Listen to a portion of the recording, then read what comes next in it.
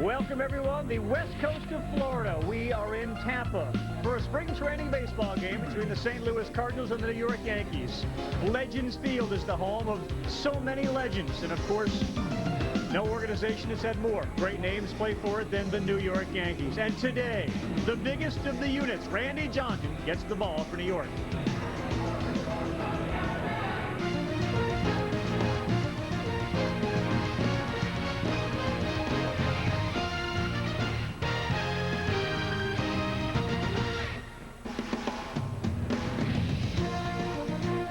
Temperatures in the 80s, humidity down, some clouds, and just an ideal day for baseball. The St. Louis Cardinals making a rare trip from their home on the East Coast in Jupiter, Florida.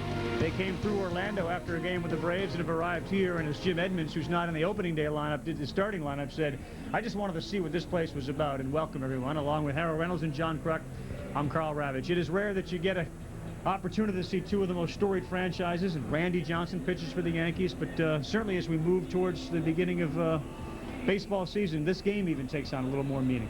Well, it really does. I mean, this is a time, still early in the spring, but you're getting a chance to see a lot of young guys. But both these clubs, even though the World Baseball Classic is going on, right, still are very deep and very talented. You still got names you're going to recognize: Scott Rowland, Hideki Matsui, Sheffield. Those names are still going to be playing, and it's going to make some importance to this game. Jason Giambi will be designated hitter for the New York Yankees today, and Crucky for the Cardinals. This is a rare trip. So many of these guys wanted to see it, and Sidney Ponsone's going to pitch for St. Louis. But from an overview, even without some of their everyday players, this is a good opportunity to make an impression. Well, it is, and today's starting pitcher for the St. Louis Cardinals, Sidney Ponson, has to make that impression. He struggled last year in Baltimore, ended up getting released, had some off-the-field problems, but you know what?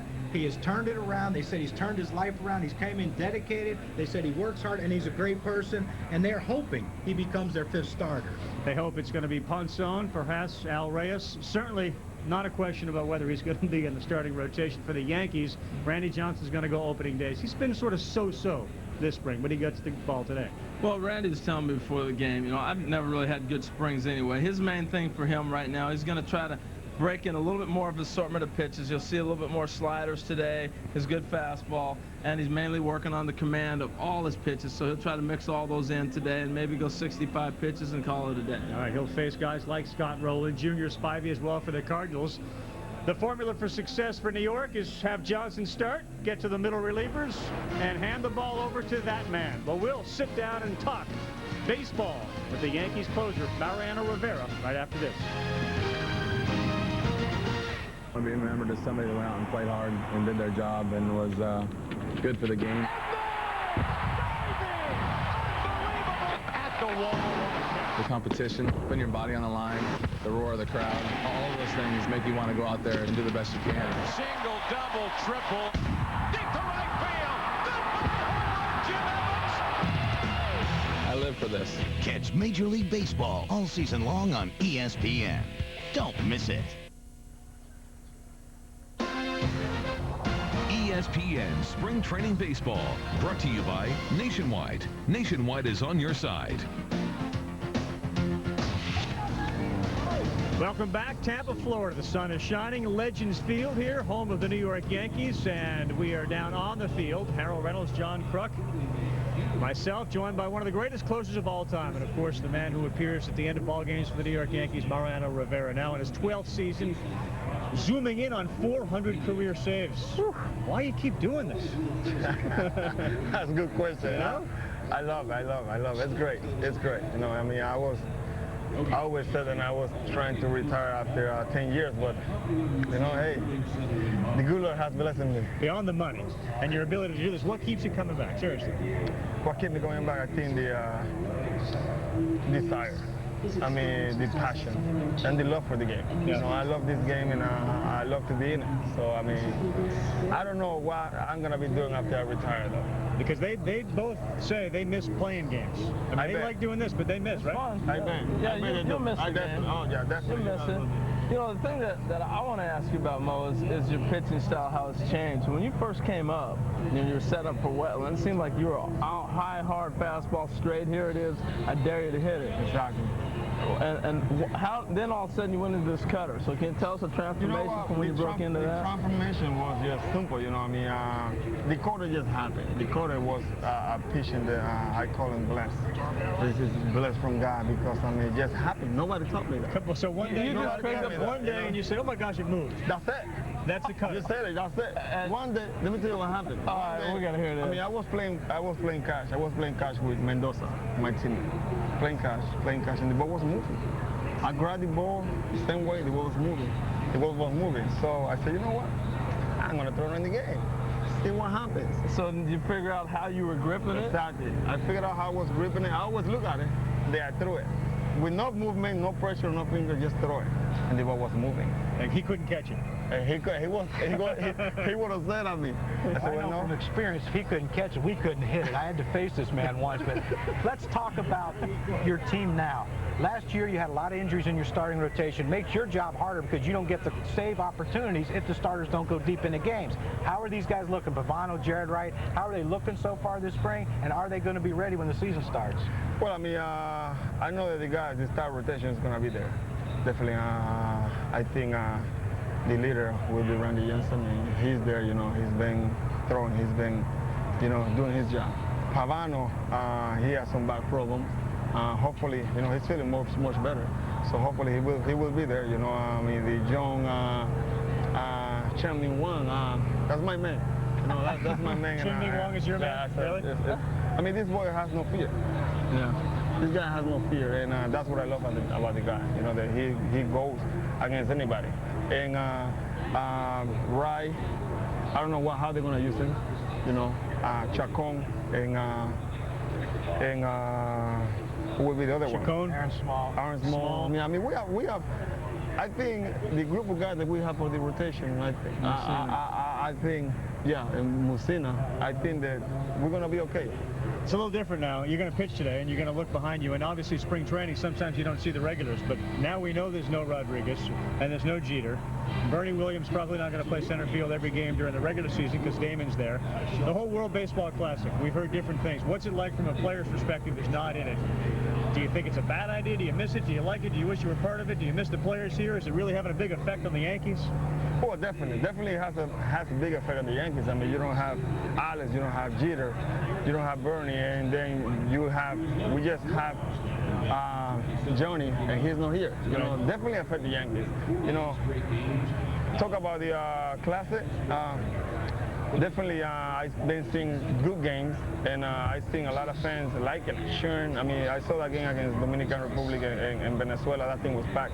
I watched the game against Puerto Rico and Santo Domingo. That was packed. You know, I haven't seen all the games, but I think it's a good thing. I wish I could be there. I wish I could be there, yes. Yeah. So you didn't pitch for Panama, and obviously you've been postseason 10 straight years. That's a lot of strain on your arm. Tell us about your Panama team. Did you grow up playing with those guys? You communicated with some of them? What's up? I grew up with a few guys that were playing there, yeah, definitely. Few of them, not many. I saw a lot of young guys there. And my theory, I think they did good.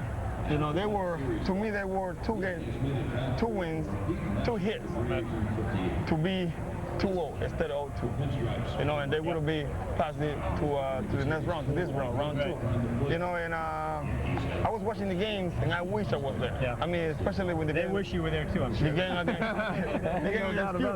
against Cuba, I think it was a good game, and they could have used me. You know, but reality is reality, and I wasn't ready to be there for my country. Back to what we see on the field. You said the cutter is a gift from God. You didn't even plan on throwing it.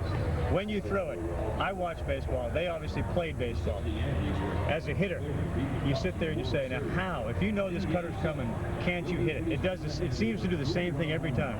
When you throw it, do you worry that the guys are going to hit it? No, I don't worry about it. No. I just trust it. No, that's one thing that I have, is that I trust it. You know, I guarantee the hitters, you guys as a hitter, when you go there, you go there, and you're going to hit it. You want to hit it. John, don't you want to hit it? How come you can't hit it? Because as a hitter, you're always taught that when you see a pitch to center it on your barrel, the problem is once you center his pitch on the barrel, at the last second it moves and it hits you on the knuckle. So you have to commit. Laugh. You know you just got to laugh. You got me laughing. I laugh in spring training. I laugh in spring training. You know, I want to have a good time with the guys, you know, even with the opposite team, you know. I have a good time with them. Many guys that I know for the opposite teams, you know, and we have to have a good time. That's what spring training all about, you know. But when the game starts, when the season starts, it's business. Now, do you still throw the straight fastball too? I do. Definitely I do. I know. And that's the thing that I control, you know. If I don't want the ball to move, I want it to be around the corner. I just make sure to stay in the corner. The thing about Mariano that makes him so special is he has that freak pitch, that nasty cutter, but he locates everything so well. And have you always been able to do that, or is that something that coming up through the minor leagues and even in the big leagues, has anyone helped you with how you can locate both pitches? I always was able to locate, and I have a lot of coaches that help me out, you know, all to the big leagues. Male, you know, I have Mark Shiflett, that was one of my biggest guys, you know, in the minor league. But he was excellent. He was excellent in, you know, Mel. I mean, Mel is my man. I mean, and you know, and when you're able to locate the pitches, I think you have a lot of success. Best of luck this year. First man, when you go from Mel Stoudemire to Chin Meng Wong, and they're both his men. His man. Equal opportunity man guy. Thanks for being with us. Good luck this year. Thank you, guys. Mariano Rivera, who will be pitching in the game today against the St. Louis Cardinals. We'll join you first pitch moments away as we bring you spring training baseball here on ESPN.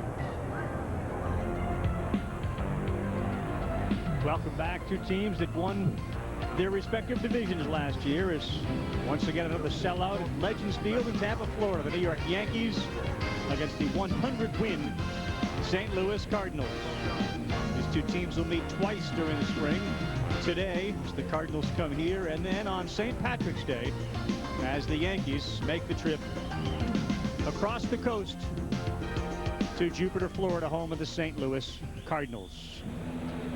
Have not been playing baseball at Legends Field forever, but certainly the fans of Tampa, Florida have embraced this Yankee organization and have seen the game's greatest names move on to greatness with the Yankees. The St. Louis Cardinals regular lineup that you'll see during the season won't look exactly like this. Today it's Junior Spivey who'll be playing second base. They continue to search for a second baseman now that Mark Weselanik is gone. So Taguchi will be in center and hit second.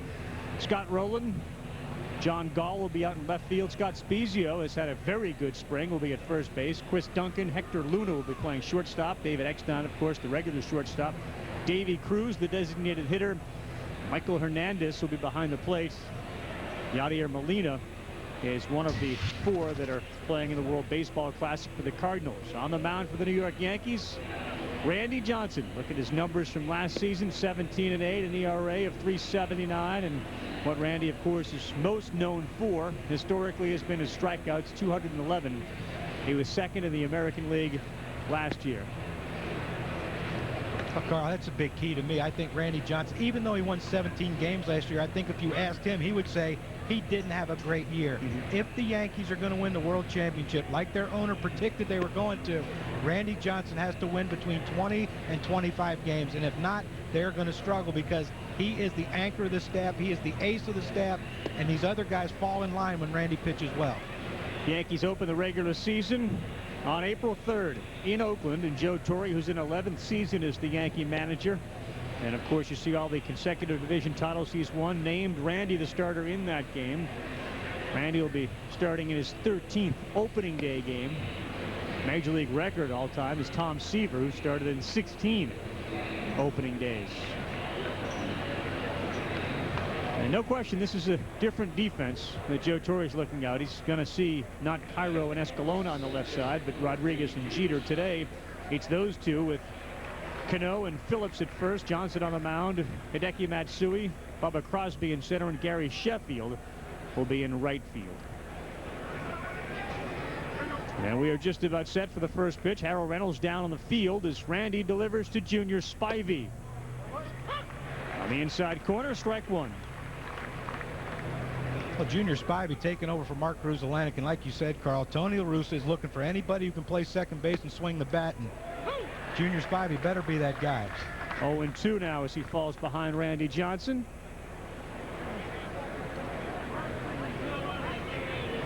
Cardinals come in 6-6 during the spring. The Yankees 6-7, but neither of these two teams concerned really about the records, especially with the rosters being rated by the World Baseball Classic teams. 1-2 to Spivey. Strike three, swing, looks like a slider.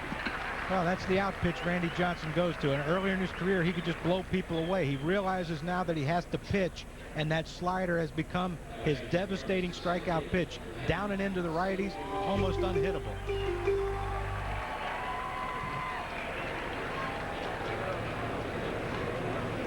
So Taguchi gets the start in center field today. Jim Edmonds had made the trip, but he's playing every other day as he continues to get healthier and healthier. Scott Rowland is playing today. Again, he's on deck. Foul down the third baseline.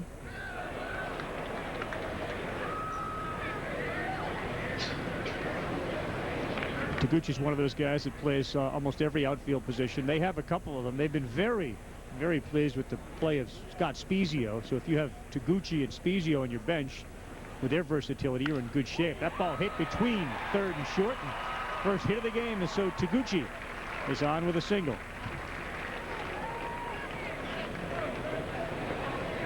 Send it down to Harold Reynolds, who's field side. Harold. Tell you what, Carl, it's awful hot. You see, I got my hat on down here trying to get by the shade. Hey, the one thing Randy Johnson wanted to work on, we were talking about earlier, you saw the slider to strikeout, was that he wanted to try to be consistent, and now he's going to get the pitch out of the stretch a little bit. But he wants to get the work in. It's hot down here, man. And probably even hotter where Randy stands as he's on the mound. Good off-speed pitch to Scott Rowland. Anytime you're standing on the mound with runners on base and Scott Rowland happens to be in the box, it's warm. Usually Albert Pujols hit behind him. Yeah, it gets a little temperature up there. Taguchi's off, fouled off by Rowland. Well, he got a great jump. It's one of those situations. 0-1, he got a slider, he got his perfect pitch, but with the hitter, you know, you get a pitch you think you're going to hit. That's why he's swinging, but he got a tremendous jump. Well, and two, Harold, you know, you don't want to go 0-2. Give up a strike to Randy Johnson and go 0-2 because he can put you away with two different pitches. 0-2 to Rowland. That ball out to right field. Chris Duncan is there and brings it in. Tell you, it was interesting right there. You see Scotty choke up right there with two strikes. I should have said Sheffield. Yeah, Sheff's out and right. It's Chris Duncan for the Cardinals who's in right. Well, here's what the only thing the Cardinals are hoping for this spring training is that Scott Rowland makes it out of it healthy and ready for opening day. They're not worried about his swing. They're not worried about his defense. He actually tripped in the batting cage when I was talking to their trainer, Barry Weinberg, and Barry about had a fit and tried to run in the cage to see what was wrong, and all he did was trip. But that's how valuable a man he is to this team. All he did last year was run into a guy running down the first base side, and he was done. Randy throws over. Well, particularly against left-handed pitching. You know, you look at, they lost Reggie Sanders. You end up taking that bat out of there, so that puts even more importance on Rowland's production from the right side. And Larry Walker was a pretty good hitter against lefties anyway, even though he was left-handed.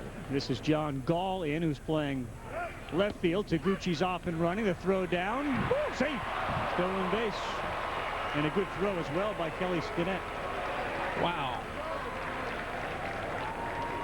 I don't know what it looked like to you guys up there, but man, he came out to shoot and threw a strike. I thought no way it was even going to be close. Taguchi got such a great jump.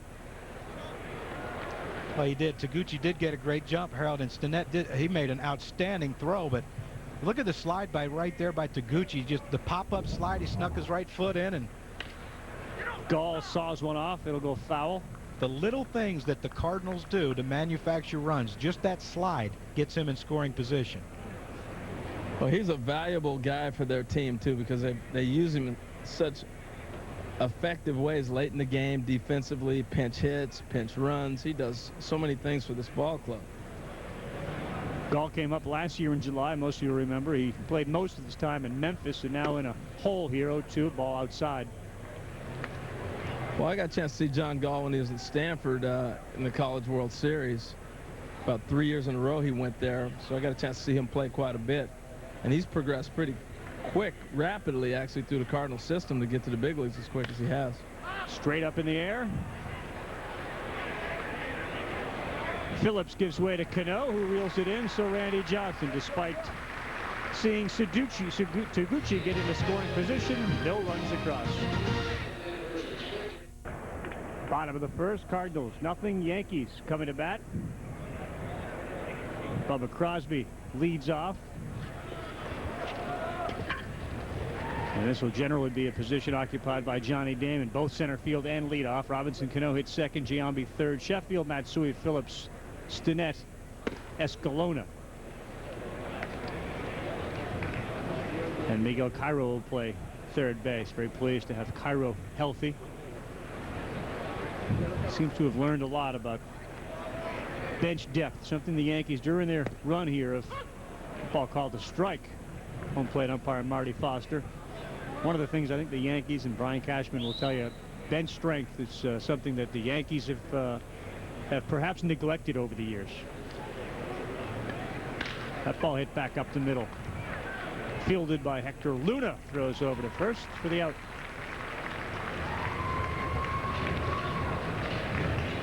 Sidney Ponson getting the start today for the St. Louis Cardinals. And you ask Walt Jocketty why Sidney Ponson is a member of the Cardinals. Crucky, he says you try to find those guys that are extra motivated to turn things around, who've either had a bad year or a bad experience. He's had both. He has, Carl, and you know, you look for these guys like a lot of guys on the last year of a contract who are playing for that incentive, and a guy like Sidney Ponson, you talk to some people in the Cardinals, he's playing for his career right now. I mean, and he knew coming into this winter that this was it. If he didn't make the Cardinals team, he's probably out of baseball, and that's just the bottom line. It's a cruel world, but that's just the way it is. And they said, like I said in the opening of the show, he's came in with the greatest attitude, the greatest work ethic. They said he's just a great kid, and you know, you hope that he has changed his life around, and he makes this team and pitches well for him. Cano turned that pitch around right into the glove of Ponson. 2 up, 2 down, and a good start in the game for Sid, who'll be followed by Anthony Reyes. Reyes is one of the other guys who are competing for the 5th spot. Defense behind him, and of course Rollins a Gold Glover. The big question mark is second base. They have Aaron Miles, who's hurt. Junior Spivey is there. But I think that if you ask Walt, and we'll ask the GM of the team which hole they need to fill most, Giambi. First pitch swinging and skies one to left. John Gall ranges back to the track, and he makes it. Inning over. We'll talk about that second base position for the Cardinals as we continue from Legends Field. 0-0, top of the second inning, as we here on ESPN bring you spring training baseball. The Baseball Tonight team: Carl Ravitch, Harold Reynolds, John Kruk. And I mentioned going to break the Cardinals' second base issue, and Tony La Russa is certainly concerned about Junior Spivey and perhaps a little inconsistency in the other choices he has with Miles Hurt or Hector Luna. Davy Cruz, who is playing today. Well, and Spezio can play over there a little bit too. You know, he's a guy that plays all over the diamond. Spezio first pitch swinging, and Spezio, who has had a very good spring, rounds out to Felix Escalona. You know, at the end of the day, Carl, I still think it's going to be Junior Spivey in the mix. I just think, you know, this guy's an all-star, removed a year ago. He just needs to get a little confidence going, and I really think that the athletic style of baseball that Tony La Russa likes to play, he fits a tremendous amount into that fit there for them. Johnson now to Duncan, who fouls one off.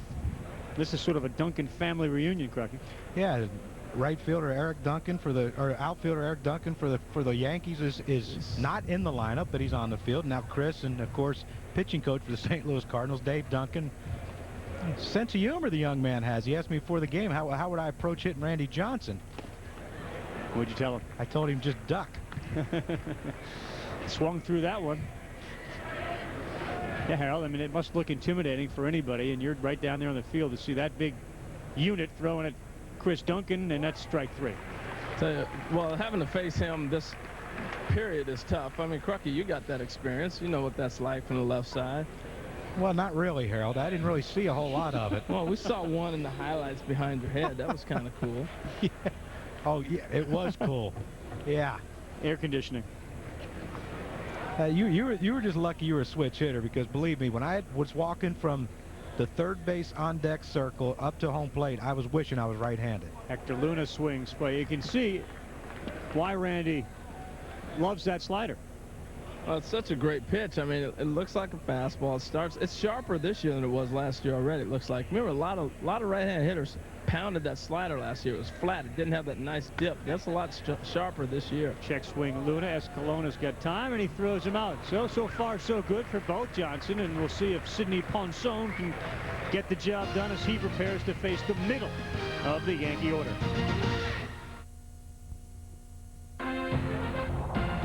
ESPN Spring Training Baseball, brought to you by United. It's time to fly. Gary Sheffield, Tampa native, steps into the box against Sidney Ponson and looks at an off-speed pitch in the outside corner. Marty Foster calls it a strike. Currently 3 umpires on the field. Foster, Mark Carlson, and Andy Fletcher. Wally Bell is on his way, but apparently stuck in some type of traffic. That ball pops straight up. It's rolling. Boy, both these starting pitchers have been very, very effective. Randy Johnson, 19 pitches, 17 for strikes, and Ponson doing the same thing. Here comes Hideki Matsui. Is this a spring training ritual? Get in, get your cuts, and get out? Well, you'd like to be a little more selective, I think, than what the Yankees have shown. I mean, Randy's throwing so many strikes, they don't have a choice but to swing. But, you know, again, Carl, you know, you're not getting paid by the hour in spring training, so. Well, the interesting thing about this, too, is that Ponson's faced the Yankees an awful lot when he's with Baltimore. Yep. And these guys are familiar with him. And it looks like, you talk about a pitcher changing, he's throwing harder than I've seen him throw in person before. So I think the Yankee hitters are going, man, they're not the same guy we saw a year ago.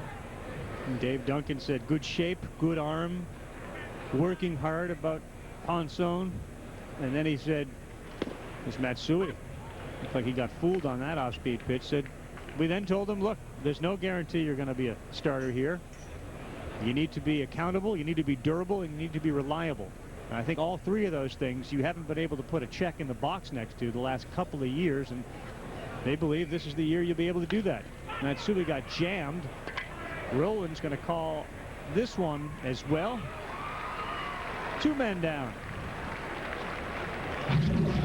Don't forget, round 2 of the World Baseball Classic continues tonight, 7 o'clock Eastern Time on ESPN2. Venezuela against the Dominican Republic. And Japan will take on Mexico tonight at 7 o'clock Eastern Time.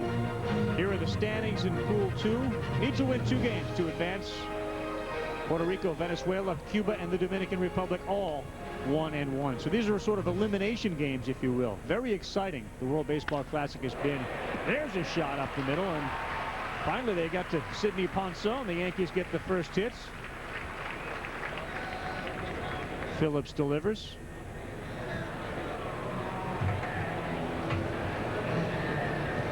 Well, you can see the continued aggressive swing, and again, he got a fastball right there, just jumped on it.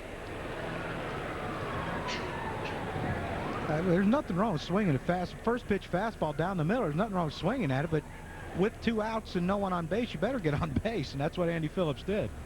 Kelly Stinnett steps in. Inside pitch.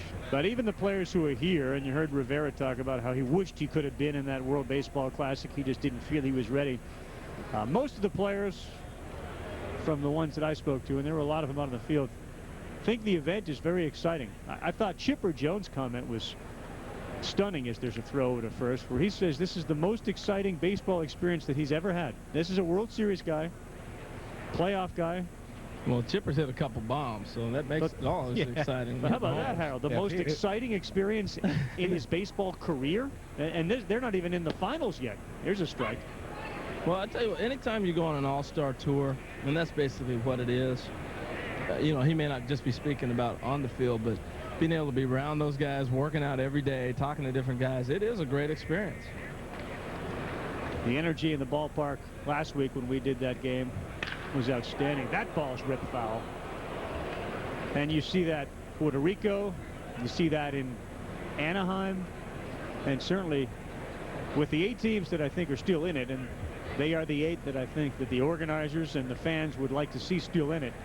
You bring 4 of those to San Diego, and that atmosphere will be unlike what baseball fans in San Diego, even during the World Series year, and that was an electric ballpark, it will be unlike anything they've ever seen.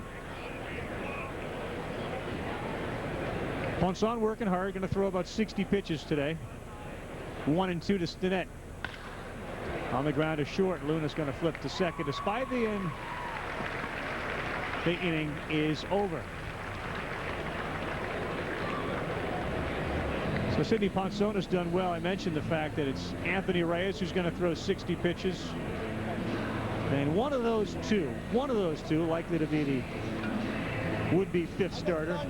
I don't think they believe that Reyes can pitch out of the bullpen. They like the idea, perhaps, of having Ponson give you 2 or 3 innings in middle relief. Down to Harold. All right, down here with Jimmy Edmonds. And Jimmy, you know, you've lost Larry Walker, Reggie Sanders. Offense, we're looking at you this year, man. A lot of pressure on you.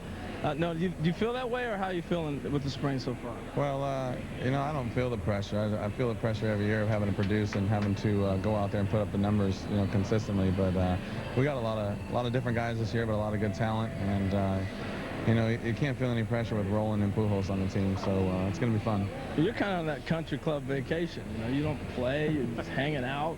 Crucky told me to bust on you. I got 5 at-bats this spring, man. I'm doing really good right now. 4 for 5. I got lucky 4 times already. That's better than I did last year. So. What is the plan for you as spring progresses to get ready for the opening day? How do you get yourself ready? Basically, just go out there and play. I mean, I had a little setback early in spring with a sprained foot, and just. Only thing that stopped me from doing was running every day, and I was just going out there and taking batting practice and lifting weights, and you know, just trying to keep my legs in shape was going to be the hardest thing. But now that I can run and get out there and play, you know, I've been running with the pitchers, running extra, and just getting ready to play, ready for opening day, not for spring training. World Baseball Classic going on. You've been watching the ball games, obviously. Give me your thoughts on that, and also talk about Albert not being here. You know, a lot of teams have lost a lot of their star players, and I think it's a great thing. I wish it was a little deeper into spring training, or maybe in a different part of the year. But I think it's an exciting thing right now.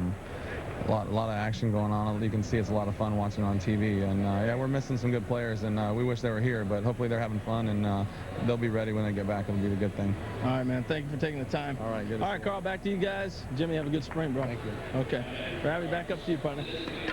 Harold, thank you very much. 260 average last year for Edmonds, 29 home runs, 89 RBIs off of that year, which he was so special in 2004, the 42 and 111. Now, Randy Johnson been very effective. That's a call first strike on the appeal down to Mark Carlson, who's behind first. How about 20 and 18? 20 pitches, 18 strikes.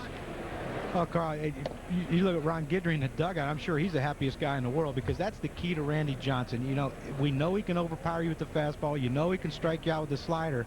If he throws strikes consistent enough, then he can work off the plate. And you see that nasty one right there to Debbie Cruz that, you know, could have hit him in the back knee if he. That's just Randy Johnson. I mean, if he can do this, take this into the regular season, he's going to win 20 games by accident. Well, he looks sharp. Cruz lifts one down the line and left. Matsui giving chase. Tough play over there, but he's there. Makes the catch. It's a big play. Carl, you know, you're talking about Randy looks sharp. He really does. And, you know, he didn't have this kind of command coming out of spring training last year. He had the injuries. He wasn't consistent. And this is the best spring that I've seen him have in a couple of years. He's got that sharp slider, and when he's got that working, he's almost unhittable. Number 9 hitters Miguel Hernandez. I guess if you look at positions that you are affected most by, probably catcher with the World Baseball Classic, and obviously Yadier Molina is the outstanding catcher for the Cardinals. Yeah, the one thing you worry about with young players like Molina, and Jose Reyes hasn't played a whole lot, is, you know, they've got to continue to develop, and particularly catchers getting to know your pitching staff. I'm sure Ponson would love to have him around here, and the Cardinals would love to have him. But that's one of the things you deal with. But, you know, you can look at the negative things, you can look at the positives, and it's going to work out. Jammed. Matsui got back, got spun around, and still reels it in. Randy sort of looked back at Kelly Stinnett like, hey, did that ball get hit that hard? And Randy's got some history with Kelly. You know, Kelly caught him in Arizona, and you know, we've been watching this progress in spring training. Posada had been catching Randy, and Flaherty is not here anymore, and now Kelly Stinnett looks like he might get that opportunity to have that personal catcher. You need to find a day for Posada to get a rest, and it's not a bad time to have that. Randy let that one sail away as Junior Spivey steps in. This guy, Harold, when he was in Arizona, you mentioned a couple years removed from being an all-star, was outstanding on that team. Well, he really was. I mean, he just needs to get some confidence going. That's the main thing with Junior. He's a tremendous athlete. Crucky, could you believe how big he was? Yeah, we saw him today early when we first walked into the ballpark, and he is huge. Right at third, hit it hard, but Cairo was there. A couple of hard-hit balls against Randy Johnson as he gets through 3 innings with only 1 hit allowed. Ponson comes back out again for the Cardinals as we continue. Welcome back, bottom of the third, underway. Sidney Ponson, Felix Escalona. Ponson now falls behind 2-0.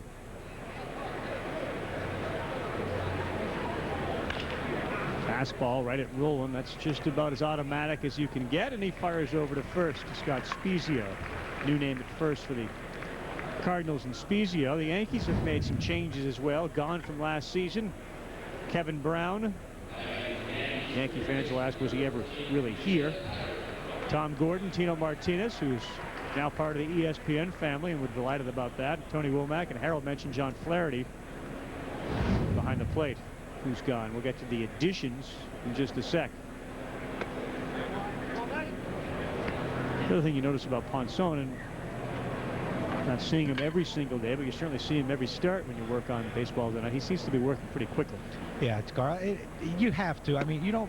You know, when he was in Baltimore, he got behind in counts a lot, and you know, when you do that, you know, it's well known, it's well documented that your defense gets back on his heels, and you're not fresh and alert and ready to go when he's ready to throw it, finally ready to throw a strike. And you know, I like what I've seen from him today. So he had a 2-0 pitch to Hideki Matsui, and he threw him a 2-0 changeup. Well, one of the things Dave Duncan wanted to do was simplify his game plan, not sit there with a whole bunch of assorted pitches. And it looks like he's real simple: fastball, slider, and he'll show the curveball occasionally. But when you get in that type of rhythm and you're not shaking guys off, it's a lot easier to throw strikes, and that's what you're seeing from Ponson today.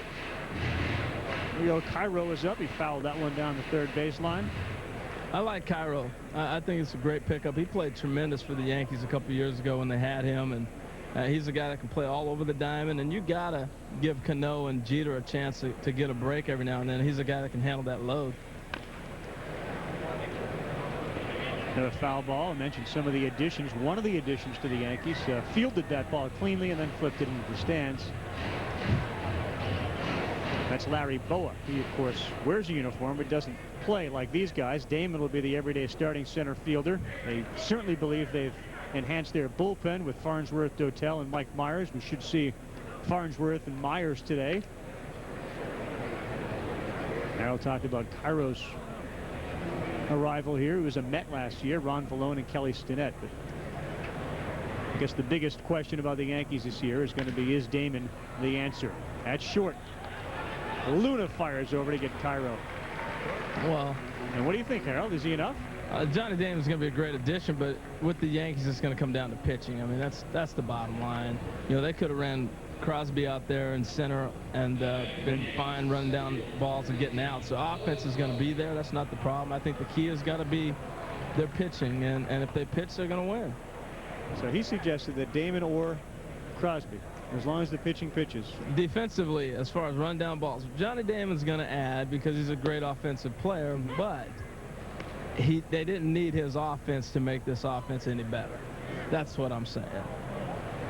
I think the key to this team is, besides your starting pitching, is Kyle Farnsworth. I mean, when you lose Tom Gordon, a guy who bridged that gap between, you know, in the 7th and 8th inning to get to Mariano Rivera, I think Kyle Farnsworth last year turned a corner in his career, and he became a pitcher instead of just a guy who tried to throw, you know, 99, 100 miles an hour with the 95-mile-an-hour slider. Yeah, I think he can pitch now. One hit each for both of these teams. It's going to be interesting. Randy Johnson pitching well for the Yankees, and Sidney Ponson doing the same thing. I think Farnsworth is the jury's still out. It's going to be interesting to see how he reacts in New York, and I think he's one of those guys who's got to get off to a fast start because they can get in his head awful quick, and I don't know if he trusts all his pitches yet. We'll see. Big swing from Crosby. You seem to differ, Mr. Kruk. I think he can pitch. I think last year he proved to me that you know, he closed games down the stretch for the Braves and did a great job doing that and really helped them win another division title. Crosby to second. Good hop for Spivey, who throws over. So again, only one hit each for the Cardinals and the Yankees. Randy Johnson's been economical. More on that Yankee bullpen when we come back. 0-0. Legends Field, Tampa, Florida. Carl Ravitch, John Kruk, Harold Reynolds. Reminder, Wednesday. Tomorrow, this crew and the Yankees will travel to Kissimmee to take on the Houston Astros. What makes tomorrow's game equally as exciting as this one is that Andy Pettitte will throw for the Houston Astros, of course, against the New York Yankees. Haven't seen Pettitte this spring, so that'll be exciting. Off speed again from Randy Johnson, down in the dirt. Ball one. Mike Mussina gets the start for the New York Yankees. See Jeff Bagwell up there. Hopefully get a chance to talk with him, Lance Berkman, the rest of the Houston Astros. That ball fouled back. Carl, it was interesting talking with Tony La Russa before the game. He really emphasized the point that in about 2 or 3 weeks, then it's time to really turn it up a notch and start to see where guys are really at. And, you know, you're still kind of in that conditioning mode of spring training. So for Messina tomorrow, that's really another one of those starts. You know, they're going to be careful with him with coming back from the arm injury.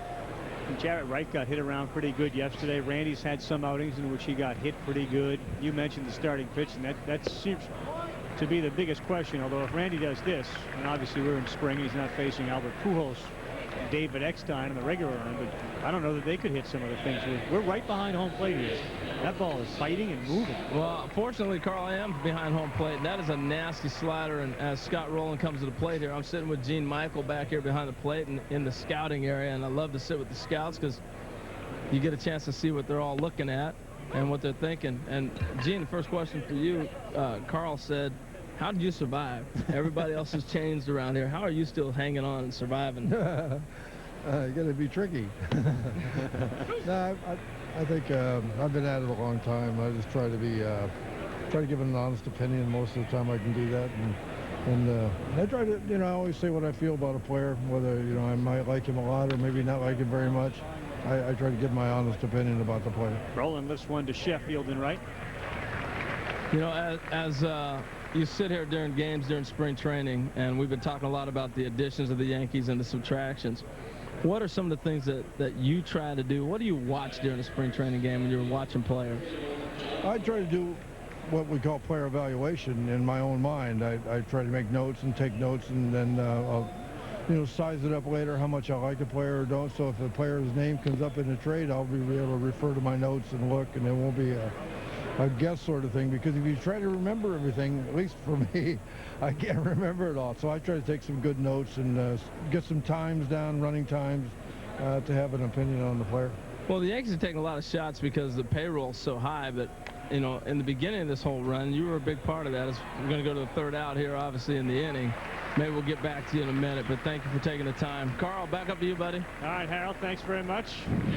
We'll get more from Stick Michael, and Harold continues roaming the stands here as our coverage of spring training baseball continues.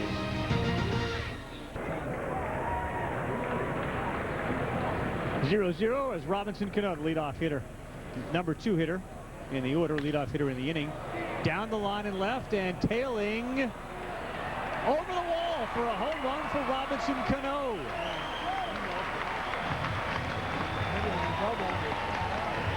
He's going to get a high five from the man who's worked with him a lot during spring. That's Larry Bowa, more so on his defense and his offense. But Yankees actually believe they're going to get more out of Cano than they did last year. And he was pretty special last year in his first year. I tell you what, Carl, when you see a young player like Robinson Cano who has the ability to go the other way with power, you have a special player. And I think this kid is going to be an all-star for a lot of years. Giambi comes up next. Harold, I wonder what Stick Michael thinks about Cano's upside. Well, he was talking about how well he went the opposite way there. And Stick, we're discussing right now about Robinson Cano. That was a big move last year for you guys, making that move to get him in. What were those discussions like, and what was the final decision? Obviously, it worked out, but how'd that come about? Well, we always thought if something happened to Womack, where would we go? And I thought that we had a good chance to go with Cano, and I didn't think he was going to come maybe this fast, but we thought he was a big league hitter. We thought he had a good stroke, and he really does. Mattingly liked him a lot. And he's a good kid. He has agility, too. He can play second base. We thought if something happened to Womack, and then when they tried to move him to the outfield, that was the perfect time for Cano to step in, and we never looked back after that. Do you guys worry about bringing a player to New York with all the media and all the storm? Does that come into play a lot with decisions you make as to who might come play for you? No question. It's always a guess, but he's a calm player. He's very relaxed, and that you look for that in making your guess. You never know how a player's going to react. You know, I can think back at pitchers that couldn't do it. You know, I worried about Paul O'Neill when we first got him, but Paul got off okay, and we never had to look back on that one either. But I worry about players coming to New York. Some players are real sensitive, and they have a problem maybe the first year. If they can get over that hump, that makes all the difference in the world. Even Roger Clemens didn't have a real good first year. Well, there it is, guys. Stick Michael. He's been around here a lot, helping get this thing going. Giambi fouls. Thank you for the time, Gene. All right, thank you. All right. And there's a whole bunch of new coaches on this Yankee staff. We mentioned Boa, but Joe Kerrigan's come over as well to help out with the pitchers. In fact, Guidry and Lee Mazzilli are here. Tony Pena's the first base coach. Mattingly in his third season as hitting coach. So as much as we talk about how the players change, this is probably as volatile as the coaching staff has been in a number of years as Giambi works the count full. Well, Carl, it talks a lot about Joe Torre's security in himself, too. He's got a bunch of managers, former managers that are on his staff that he's not threatened. He's bringing in the best baseball people that are going to help his club get to where they need to go, and that speaks volumes for a manager who doesn't worry about that. Giambi skies one. Short center field. Luna's out there. Taguchi's behind him, and Luna makes the catch. Hector Luna showing some great range. Apparently so Taguchi was playing out there by the 408 sign in dead center. That ball was a routine fly ball to center field, and Hector Luna had to range out there to get it. And the wind's blowing out towards him, too. That's one of those balls that goes up in this sky. You're hoping you're able to get to it. Luna was checking that parking lot, seeing where his car was across the street. Here's Sheffield. How about Sheffield in his 18th year? First pitch swinging. That one is popped out of play. Well, it's funny. Last year was the first year that Jerry worked with Don Mattingly. And it's at dinner with Donnie, and Donnie was saying, you know, 5 days into spring training, Chef's like, Donnie, I don't know what I'm doing. I'm lost, man. I'm lost. It's so funny how great hitters feel like they're lost in spring. It doesn't matter who it is. Until you get enough at-bats and you get comfortable in that plate up there, you feel lost, regardless of who you are. Crucky, do you ever feel lost?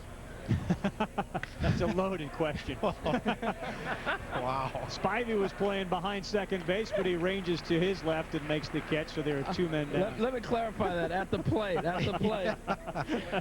Yes, Harold. Hey, well, you know, I spent, and you know, you could talk to Larry Bow about this, who was my manager in San Diego and then a coach when I was playing with the Philadelphia Phillies. And, I mean, he will tell you that I was lost every spring training until basically opening day. And you know, all it takes is one at-bat. You have one at-bat where you feel something click, and then you feel like, you know what, I'm on these guys now. Now it's my turn to get mine. Yeah, and it's amazing how even a broken bat single or a bloop hit makes you feel like, oh, man, I got it. All of a sudden, I'm back. And Stick's looking at me laughing. And by the same token, you've said, Harold, you could you could go 4 for 4, and on a plane ride from East Coast to West, somehow it disappears.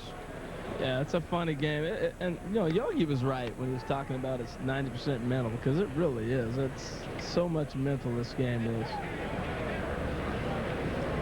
Hideki Matsui steps in. He's one of those that I'm sure Stick Michael realized could fit in and did in his first season with the Yankees. Really didn't have a difficult time. Hit .287 in his first season with the Yanks.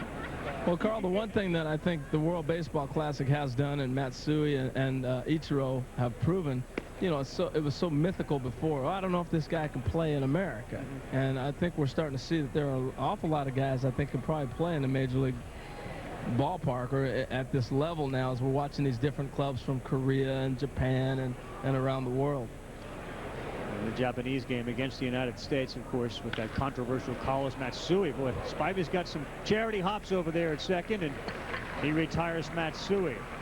But the Yanks are on the board. The home run comes from Robinson Cano.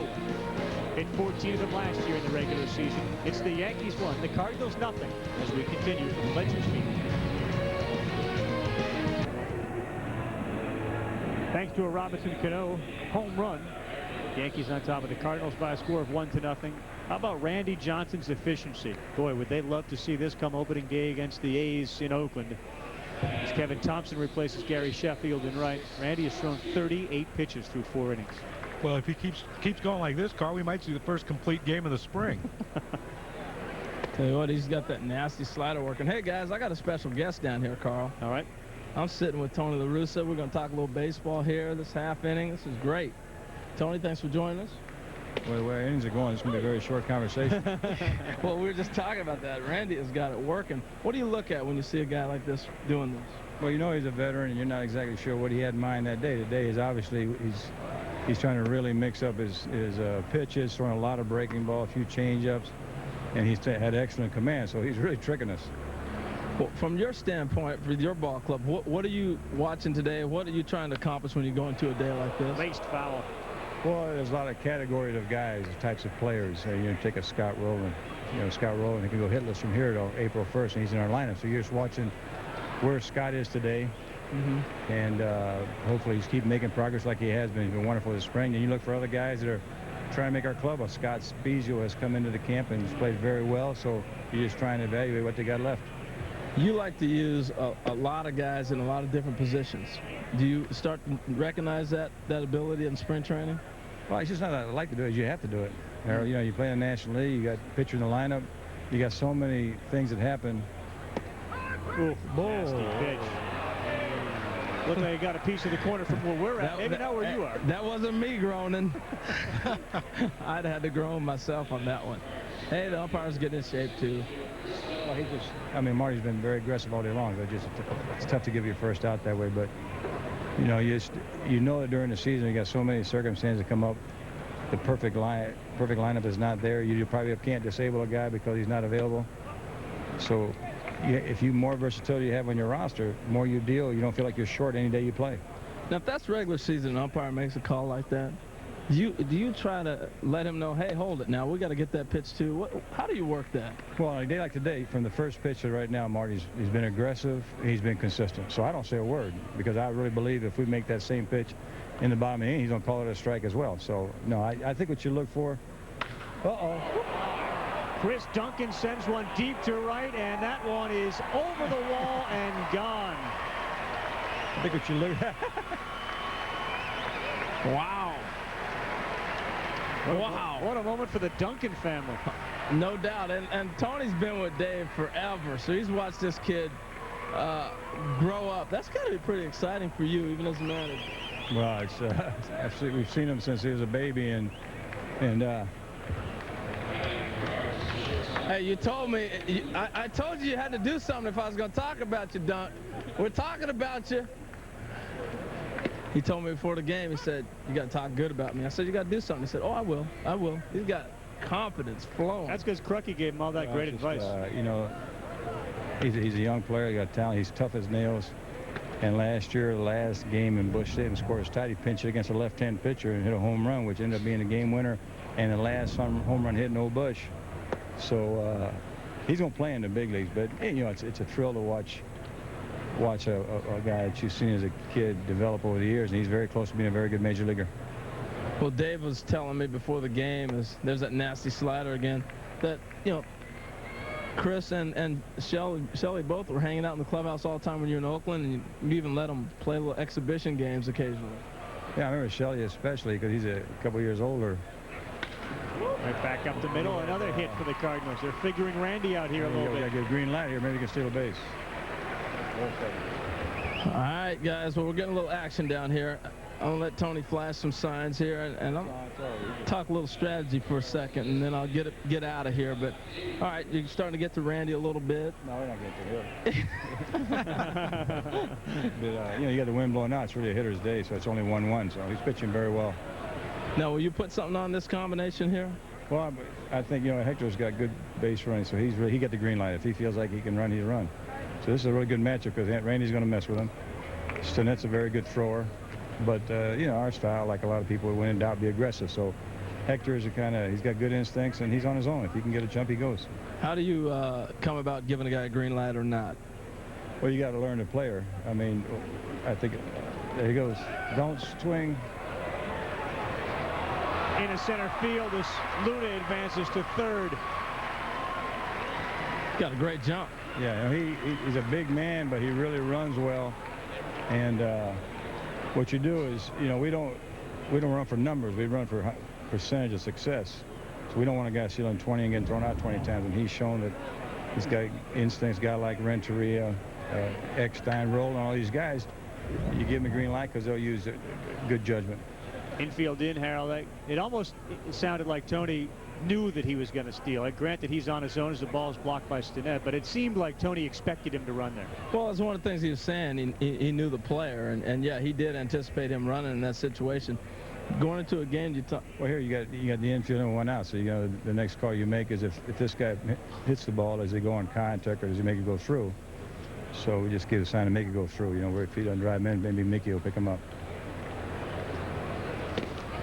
Inside corner, Marty Foster calls that a strike, and Davy Cruz.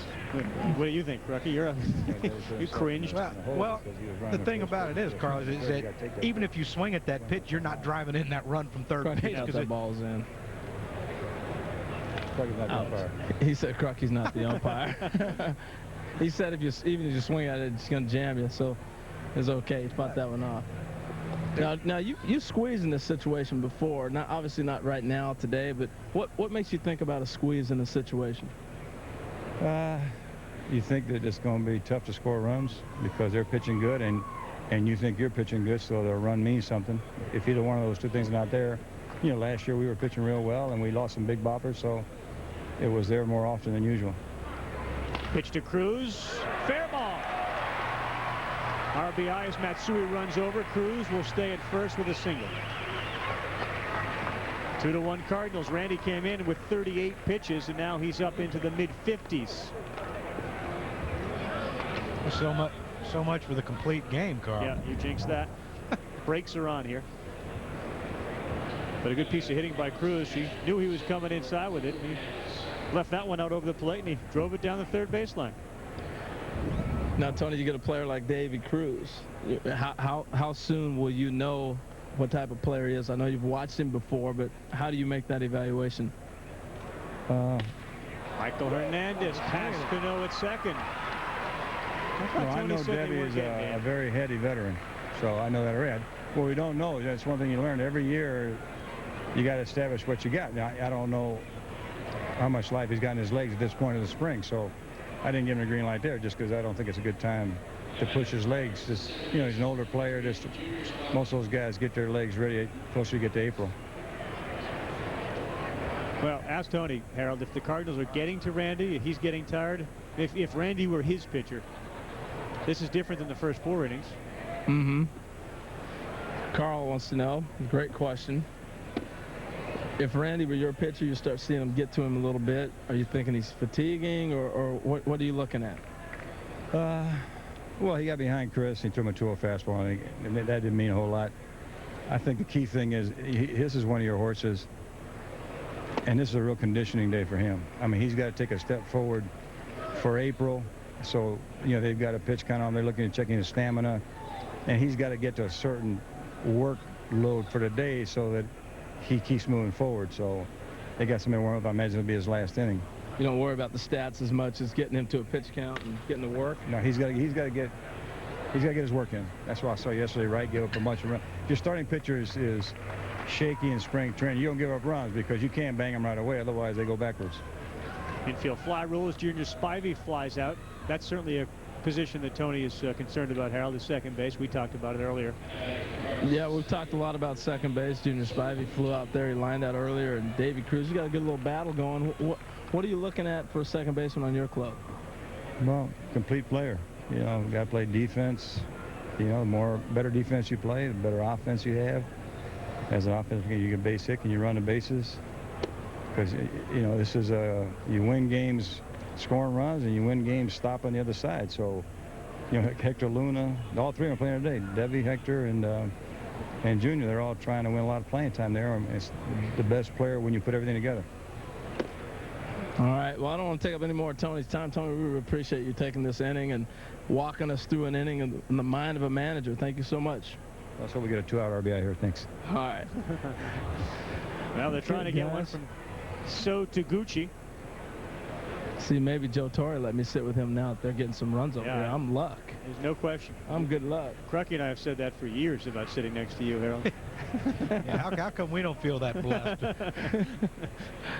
Oh, I don't know. That was very interesting, though, listening to the way that Tony looks at his players and green lights certain runners, and right away, as soon as he saw Luna go on, he was gone. I mean, he knew that. He knew he was running there. Well, he did, and that's the knowledge that he has, even of a young player like Hector Luna. He knows what they are capable of doing, and you know, we even seen last year. You know, Albert Pujols even stole bases last year. I mean, he lets if a guy he thinks a guy can work against the pitcher to steal a base, and it's not the catcher, it's the pitcher, then he's going to let him go, and it's smart baseball. Well, I think also the interesting thing is, as Ron Guidry's going to go out and chat with Randy Johnson here, the interesting thing is he knew the other pitcher also. And that's also part of managing, and he put it into perspective for everybody who's watching the game. Randy Johnson's got to get the workload in. They're not as concerned about runs given up or winning the ball game. But regardless of getting the workload in, that part we understood, but they actually hadn't gotten many hits. They had one hit off him, now they have 5. So workload I understand, and statistics you can throw out, but why are they hitting him now? Is he getting tired? Have they seen these pitches? Yeah, from down here, he looks like he can pick up the ball a little bit more. His slider's not as sharp, so now you're eliminating the pitch. If he's not able to throw that slider for strikes, now you're sitting on that fastball, and everything slows down for you. Scott Rowland steps in, drives one to left center field. Crosby goes back with the bases loaded. Looks like he's under it, and he'll make the catch at the warning track. Big round of applause from the fans here at Legends Field. Probably a big sigh of relief from Randy Johnson. We spoke to the manager. When we come back, the general manager, Walt Jocketty, joins John Kruk and I here in the booth.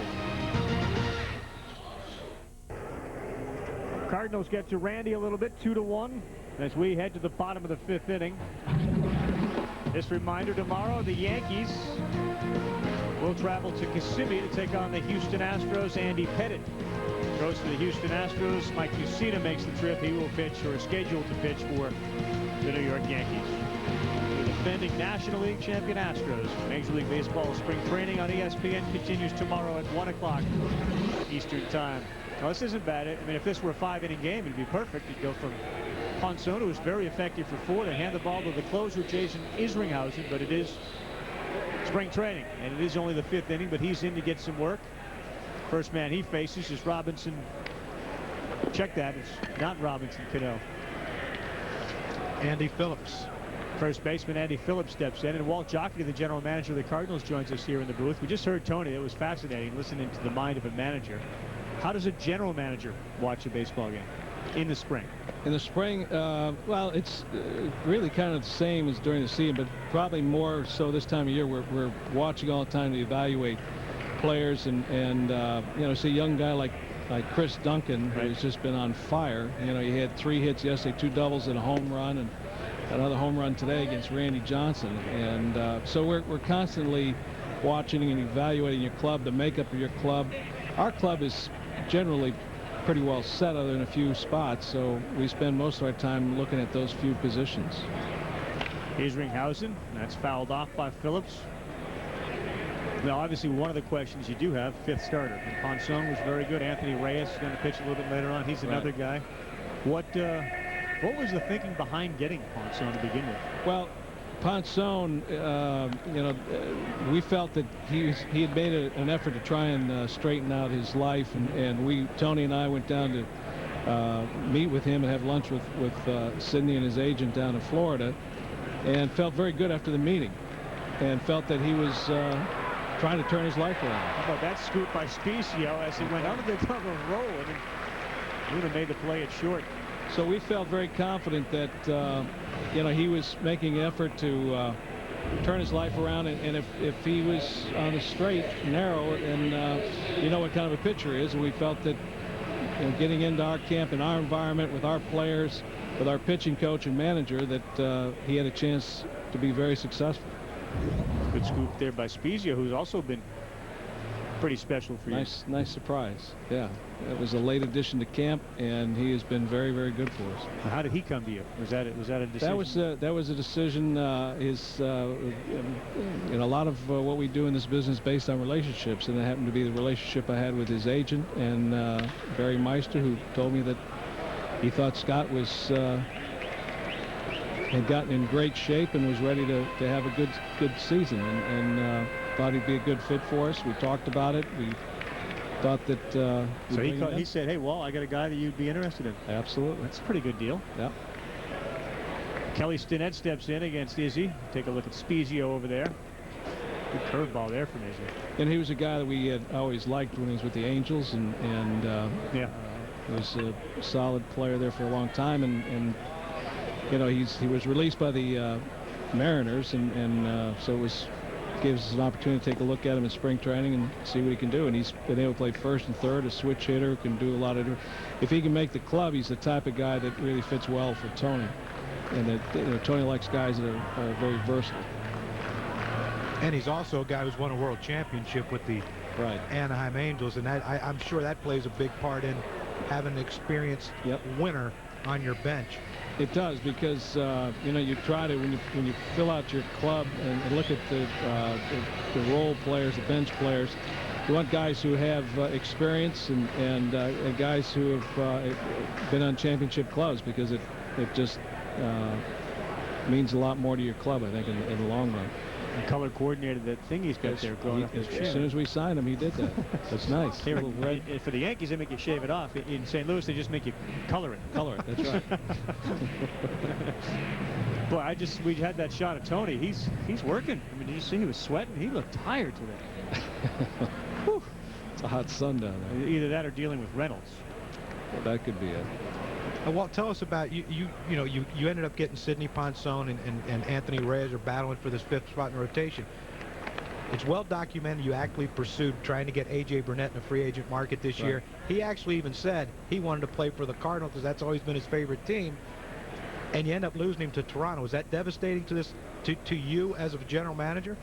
No, it was disappointing, not devastating. I think we felt that, and Sidney was a backup plan that we had, and obviously a lot cheaper, but quite honestly, and it allowed us to do a lot of other things, because we had to make a decision where if we spent all that money on Burnett, then we probably wouldn't be able to get a hitter like Encarnacion, and we probably wouldn't be able to do a couple other things for our club. So we had to make a decision. We felt that if we could get one more solid starter like that to add to our rotation, it would certainly make us a lot stronger. But we think Sidney has the capability of being a solid starter in one of our 5, and we can do a lot more. You look at the other names there. You added Bigby, Braden Looper. I mean, it seems like to me what we've learned over the last 5-6 years, bench strength and bullpen. Is what makes you're sort of given your superstars and your starters, but that seems to be the X factor, and there's a hit.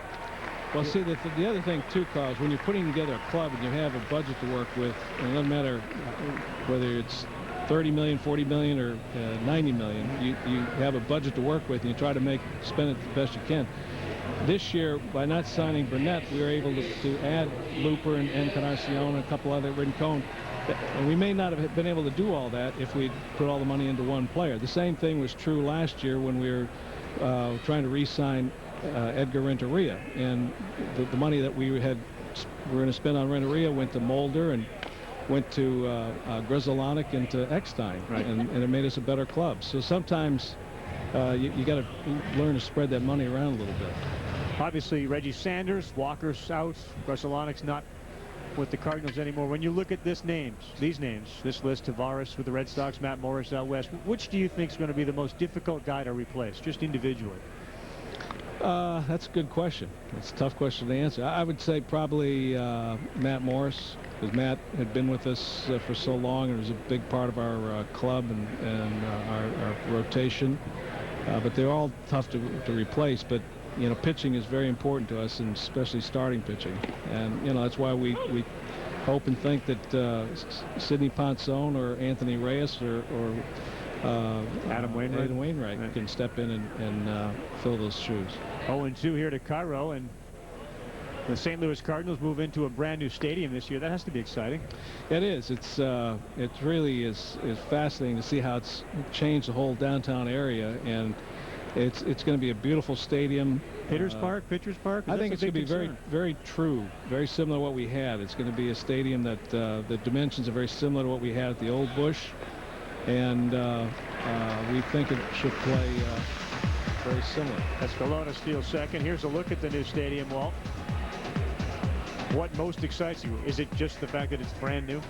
Yeah, I think brand new. I think just a lot of features that we're able to add, you know, in the clubhouse, the video room, the training room, the weight conditioning room, you know, things like that will just make us state-of-the-art facility for us. The one thing you already have going into that new stadium, you know that's going to be there, is the best fans in all of baseball. Well, I was telling some people today, you know, we have sold, I think, every single ticket for the start of this, before the season even started. I think we've sold like 3.5 million tickets. Oh, every ticket sold. Every ticket. You got to have a couple stashed away. I mean, I've got a couple. You fly to St. Louis, can you get to a game? It's called. Got to be a call Walt. No, here's the number. Okay. Well, that is a treat, and obviously during the World Series, even in defeat, you could see the appreciation the Cardinals fans had for obviously their players, but even the Red Sox during that year. That was a little different environment than some of the others we've been in, and I think it was a tribute. And Crucky, even when we went there to cover it for Baseball Night, said that about the Cardinals fans. Best fans in baseball. They certainly are. They're very knowledgeable. They know the game. They love the game. They respect the opposition. They respect what if an opposition player does well. Well, Cairo got jammed. Roland throws over. Walt, thank you so much. We look forward to seeing you. I will call you. Okay. We're coming to a Cardinal game. Good to see you. Thanks, Walt. All right, 2-1. Cardinals on top of the Yankees. Gall, Spezio, and Duncan, the home run hitter from up next. Good game. Cardinals on top of the Yankees 2-1. Thanks in large part to the home run that we hit by the man who's coming up this inning. But first, this reminder, round 2 of the WBC, the World Baseball Classic, presented by Taco Bell. Venezuela takes on the Dominican Republic at 7 o'clock Eastern Time. And on ESPN Deportes, all the games have been seen on ESPN Deportes from now until the conclusion. Japan will take on Mexico. Here is the Pool 1 standings. Korea just doesn't lose. They are 2-0. They took care of the United States. Mexico and Japan both one loss. And Japan again takes on Mexico tonight at 7 o'clock Eastern Time. The U.S. has been against the ropes before. We'll see if they can advance. Mariano Rivera, of course, Panamanian descent, said he would have loved to have been a part of it. He's now on in relief of Randy Johnson and pitching for the New York Yankees. John Gall steps in with some home run power, but this will be a neat experience. Maybe neat's not the right word for him. Might be neat for Mariano. I'm sure John Gall stepping up there thinking this. Well, we'll see. We have to watch and see, because sometimes these young kids don't watch a lot of TV. But I guarantee you one thing: he's going to come inside too. Yep, and we saw it there. Again, most of the time that Gall spent last year was with Memphis. Did get a call up to St. Louis. He's hacking away as he fouls one towards the Cardinal dugout. Yeah, that's the thing. When you talk to veteran pitchers, they would rather pitch to the veteran hitters in spring training, because these young kids come up and they're I mean, if it moves forward, there's a good chance they're swinging. Gall back up the middle. Pretty play, tough throw, got him. What a play by Felix Escalona at shortstop. Seeing some great plays by two shortstops in this inning. Hector Luna made a great play, and then the first baseman helped him too with the great picks. Right there, Andy Phillips with a great pick of a low throw. Jeter-esque.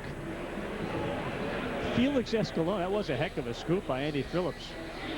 And that's one of the toughest ones right there, the one on your backhand side that is not a long hop. It's more of a short hop. You don't know whether you can go out and reach it or you stay back and pick it, and he decided to stay back and made a great play.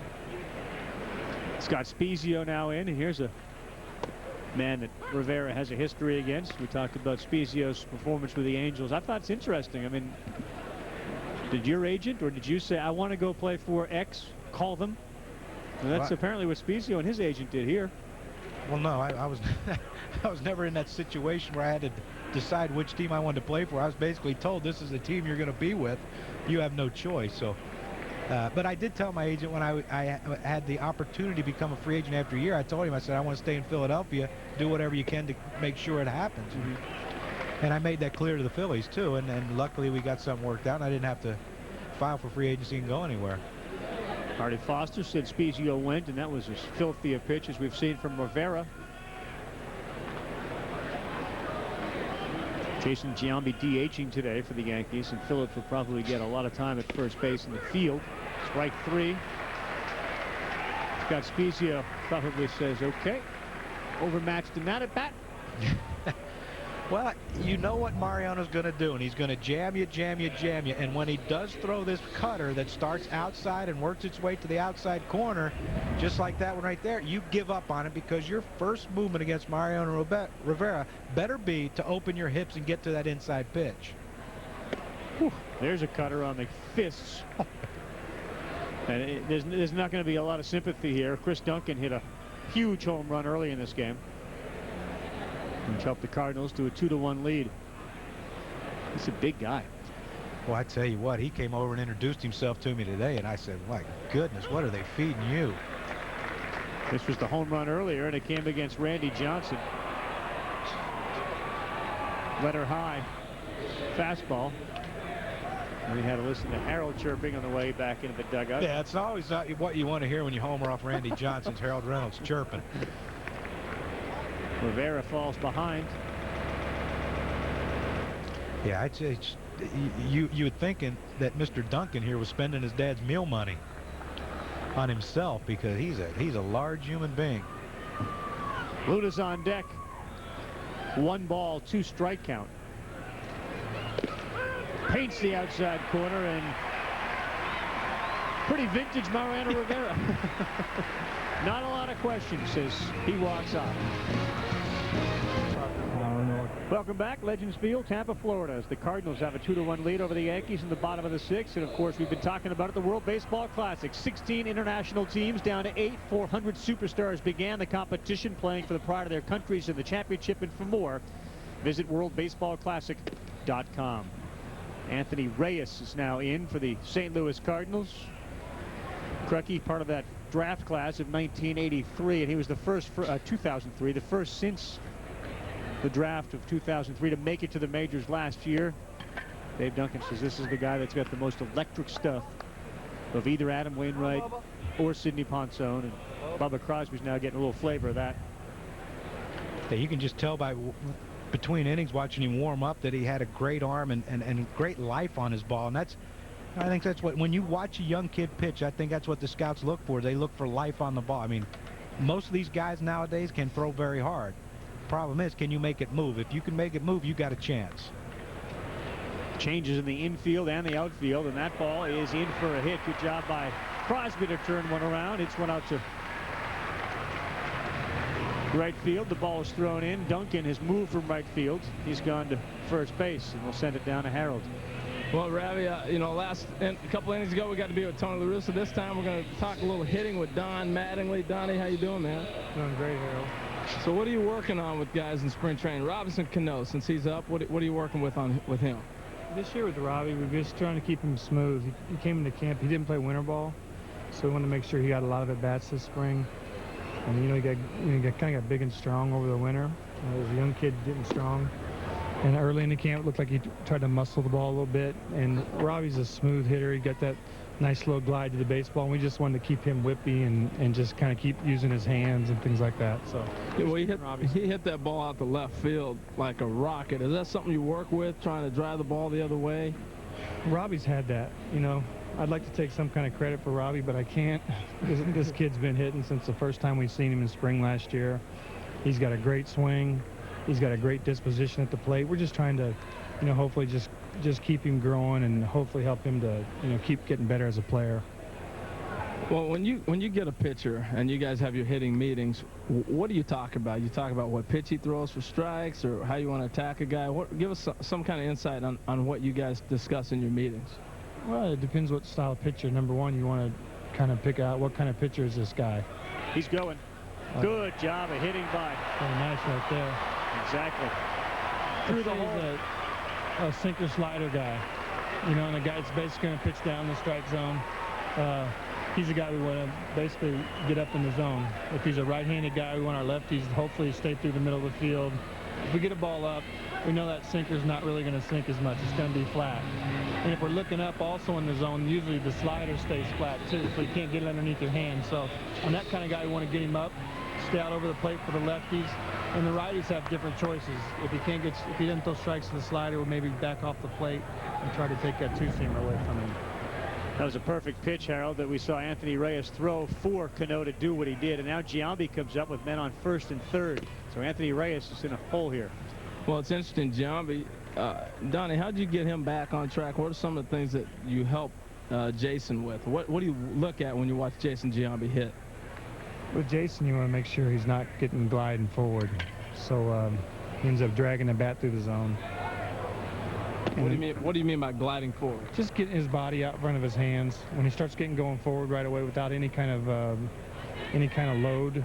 You know, a lot of times with Jason, he's kind of tall and he's quiet, and sometimes he'll just kind of glide forward without kind of loading. If you watch Jason when he's going good, he's got just a little bit of a sink on that backside. He just kind of drops that head just a hair, and then he goes. And you can see that's that little delay we're looking for, so when you got a chance to read the pitch on the way. But with Jay, really, last year all we really tried to do is get him on the tee, shorten the stroke, keep getting it shorter and shorter, and then let him find the feel. And you know, it really wasn't that complicated, just a matter of him finding his feel again.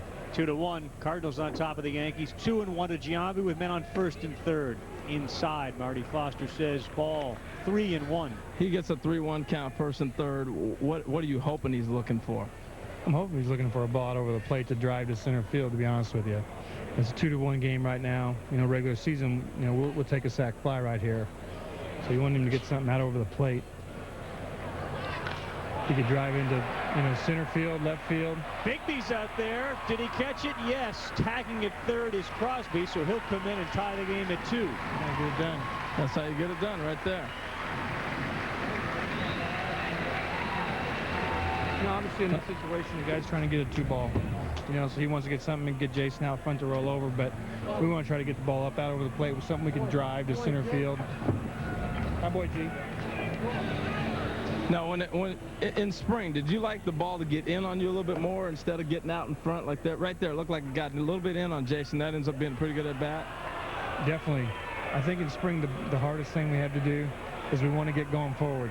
I mean, you played, I think guys that play, you want to go forward because you don't feel quick. And what we really want to do is be able to work with guys getting jammed, seeing the ball longer, and I feel like it's a lot easier to speed a guy up than it is to slow him down. Hey, Harold, can you ask Donnie, he was such a great hitter, what hitter on his team right now reminds him more of himself? Crucky wants to know, what hitter on your team reminds you of yourself? Well, I didn't have the kind of pop that Robbie does, but I think I was a little bit more like him. I try to I'll use the whole field. I was kind of an inside-out guy. I learned to pull later on in my career. We think Robbie's going to do that more and more. But he's got a lot more pop than I did, you know, opposite field power. I was kind of gap to gap. He's the kind of guy who can drive the ball to the ballpark. But I kind of hope I was a lot more like him. Well, that's quite a compliment for Robbie Cano. Wow. I'm telling you. Well, Kevin Thompson now in. Sheffield out. And he is facing Reyes, and that ball is hit hard to center field. Caught out there as it hung up for a while. I'm telling you, I'm hot, guys, man. Whoever I sit with starts swinging the bats. I'm smoking hot. Telling you. Hey, with Jeter, A-Rod, Bernie, and Johnny Damon, you obviously didn't get to work with Johnny very much. What did you send with those guys? What do you try to teach them at this point in time you hope they're trying to do by the time they come back? Well, you hope they're getting in good habits. You know, that's, for me, spring is about trying to get guys in good habits, you know, starting to feel like they're getting in the right position a lot. Obviously with Jeet, Alex, you know, Bernie, these guys know themselves pretty well. Veteran guys know how to get ready in spring training. Johnny, the only thing, you know, about not seeing him is I don't get a chance to see the body language, see when he starts to go good, and see him a lot more. That would have helped me, I think, for early in the season. So he's going to be a little, you know, it's a little harder on me not to be able to see him during spring. Now, how do you communicate with Hideki here? Obviously, he's Japanese, speaks Japanese. How do you communicate? Well, Hideki's got an interpreter, but he understands pretty well. I think that, you know, the universal language of hitting, and you talk about hitting the ball here or getting your hands in this position or that, and just by showing it, he understands perfectly. But he's got his interpreter everywhere we go. He's in the cage. He's around all the time. So if there's really something I'm trying to say, then he does it. I thought we were going to break for a second, but they're saying we're sticking around because I'm talking to Donnie. He's hitting here. You know, for you, we were talking about the World Baseball Classic earlier. Those games are kind of exciting as you've had a chance to watch them. What's been your take of them? I've enjoyed them. You know, I like watching them, and you know, obviously we don't want to get any of our guys hurt or anything else. And I really think our guys are a little bit of a disadvantage. I just don't feel like they're ready yet this time of spring. But it's been cool, you know, watching the Dominican-Venezuelan game here the other day in Disney on TV. It's like a party, man, and Puerto Rico's hopping. To me, it's great. You know, I love seeing it. It's kind of cool seeing that atmosphere around the game this early in the season, and it's been fun to watch. What's the one thing you miss about getting in the batting cage now as a hitter, as opposed to being a coach? What do you miss as hitting? Well, I think the only thing you miss as a hitter when you hit that nice little line drive up the middle right by the pitcher's ear. You hit one of those liners right by his head, and it's just that perfect swing, you know. You don't get many of those during the course of a year, but I guess just that perfect swing where you hit a ball just clean and you know, just that part of it. But I get to do it now through these guys. Seeing a guy like Bubba or Andy Phillips, some of these young guys that I've been able to be around for the last 3 or 4 years, actually been here for a couple, but in the minor leagues a couple too. Seeing these guys starting to have some success is really a thrill for me. Donnie, thanks for taking the time. Carl, I'm going to throw it back up to you. How about that? Spend a little time with Don Mattingly. He's even got some bats out, the Mattingly series now. The Mattingly series is out there. Well, I mean, you talked about it, Harold, with Donnie and Ron Guidry now, and Lee Mazzillia and Larry Boa. They have not only all-stars on the field, they have all-stars surrounding Torrey. There is deep a coaching staff as you might find. Yeah, and let me tell you how deep the history is in the Yankees. Let's take a look at some of these coaches. Larry Boa wearing number 53.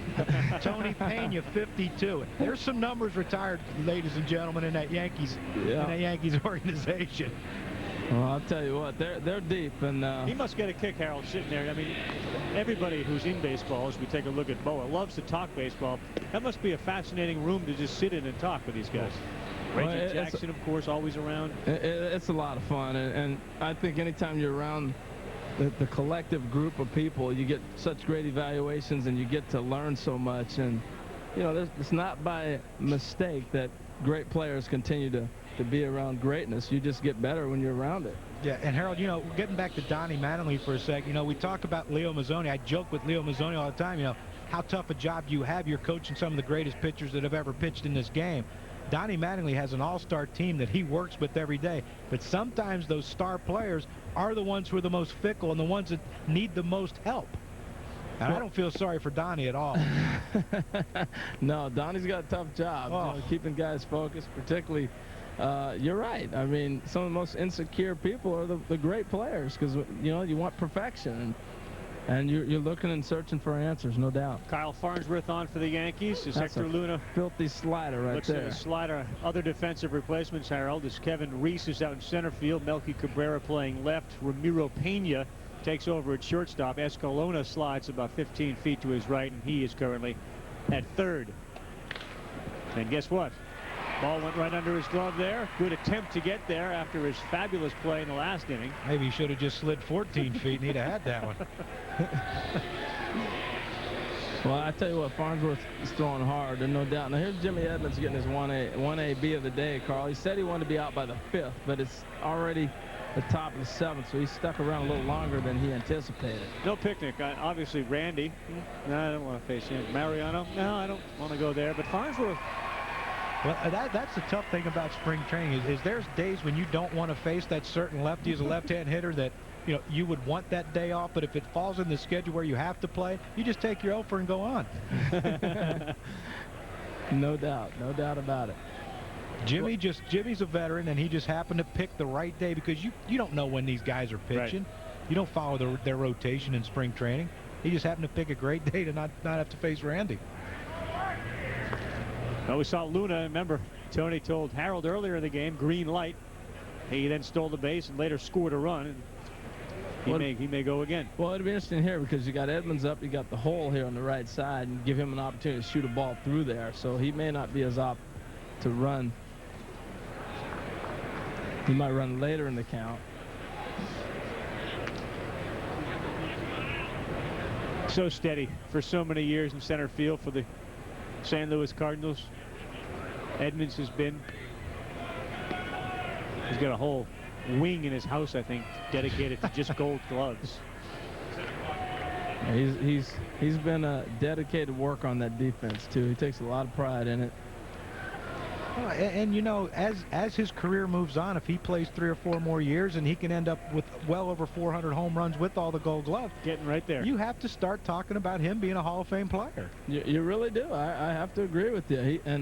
And he has put up some big numbers through the years. He's had some MVP type of seasons.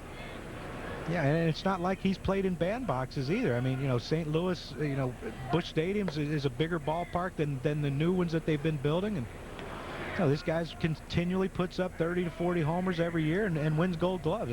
What more do you ask from a player, a Hall of Fame player? He'll get over 1,000 RBIs this season. He'll end up with another 30 home runs. I'll tell you what, man, I'm down here in the Yankee dugout, and I'm looking at Kyle Farnsworth. This dude is a stud. He's big. He is big. He is put together. He's always been put together. I think the question around Farnsworth has been his ability to either close games as Luna goes. Stinnett had that ball bounce out of his glove, so another stolen base. Well, you saw he waited late in the count, Carl. He went on a deep in the count when Edmonds had opportunity to hit the ball through the hole, and then he went later in the count. He got to pick the great pitch. He got a breaking ball to run off.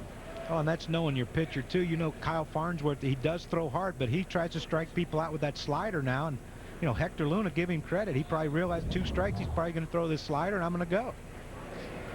With Farnsworth on the mound, Luna checking back, and they're going to throw down to second. No play there. That's again Ramiro Pena at short.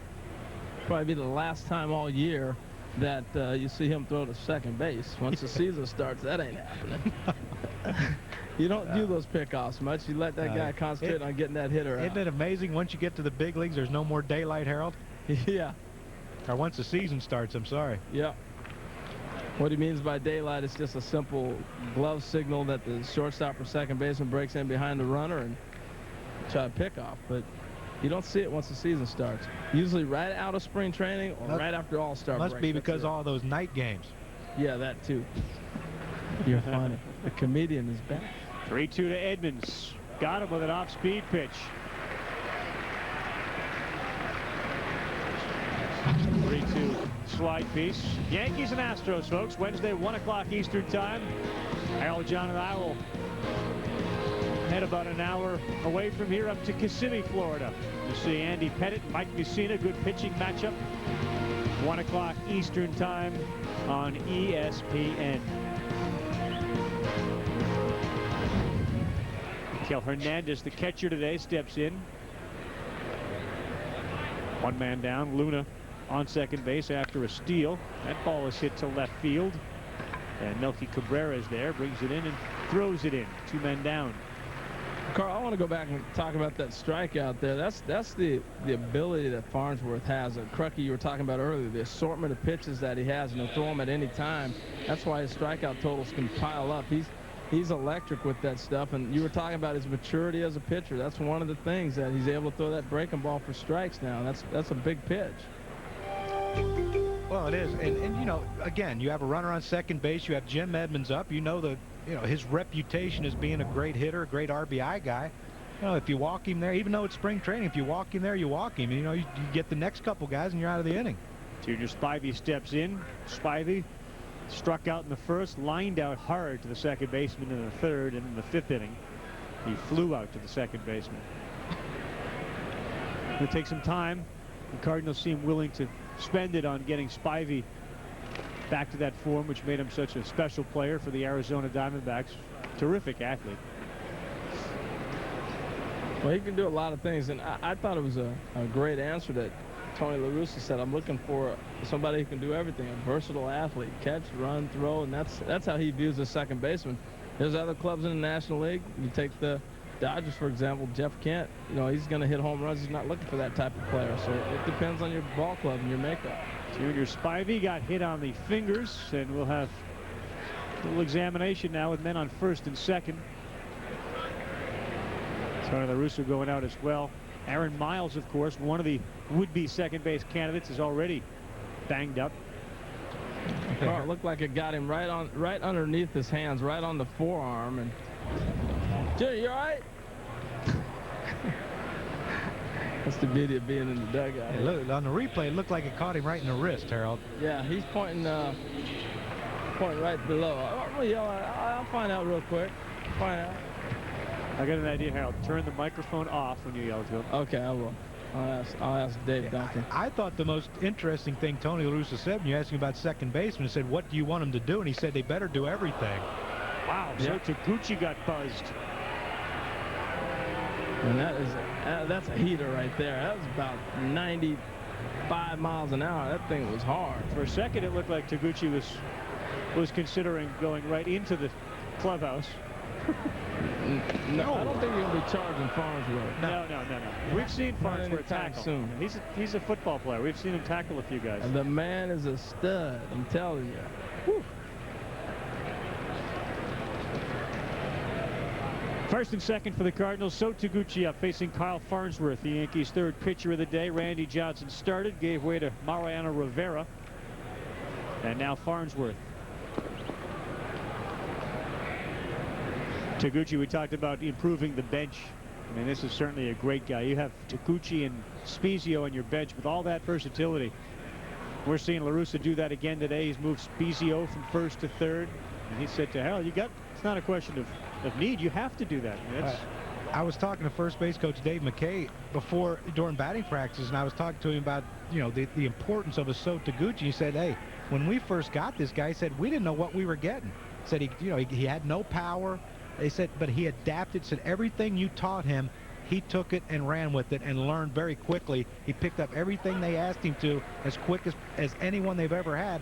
And that's why now he's going to be a valuable player in the Cardinals organization, probably for as long as he wants to be there. Yep. You know, if he doesn't outprice himself, he can play have a 10, 15-year career in the big leagues. Another off-speed pitch that Taguchi couldn't pull the trigger on, so Farnsworth worked himself back to a 3-ball, 2-strike count. Well, that's the one thing about Kyle Farnsworth right there is a 3-1 pitch with runners on first and second, and he throws him a breaking ball. Before it would have just been here's fastball, fastball, fastball. If you hit it, you hit it. Off-speed outside, so bases are loaded. And John Rodriguez. This will be nice for John, a New York City native, to face the Yankees. Well, just Farnsworth to throw the breaking ball right there, the confidence he has this early in spring to already throw a 3-2 hook. And I tell you what, it didn't miss by much if it missed at all. No, it did, but I'm sure that there's some coaches and manager down there for the Yankees are thinking, what's he throwing a 3-2 breaking ball for? Rodriguez, you remember, I think made his major league debut in July of last year and then was quickly named the Cardinals' July minor league player of the month because of what he did in the minors, and came up and made quite an impression. Big home run swing. There is a good example of it as he falls behind 0-1. And he brought up to me during batting practice too about my comments about his J-Rod on his shoes that he had, what did he say? It was an interesting little conversation. He said, you got on me pretty good, but he said, then you did say, you know what, this guy can hit, though. So he said, I appreciate that. J-Rod. J-Rod's down 0-2 with the bases loaded as we play the top of the 7th inning with the Cardinals and Yankees tied at 2-2 at Legends Field. See, Harold, it pays to say nice things about people. Yeah, it does, doesn't it? See, you twisted my words and get me in trouble, like with Mr. Farnsworth down here. He's ready to kill me.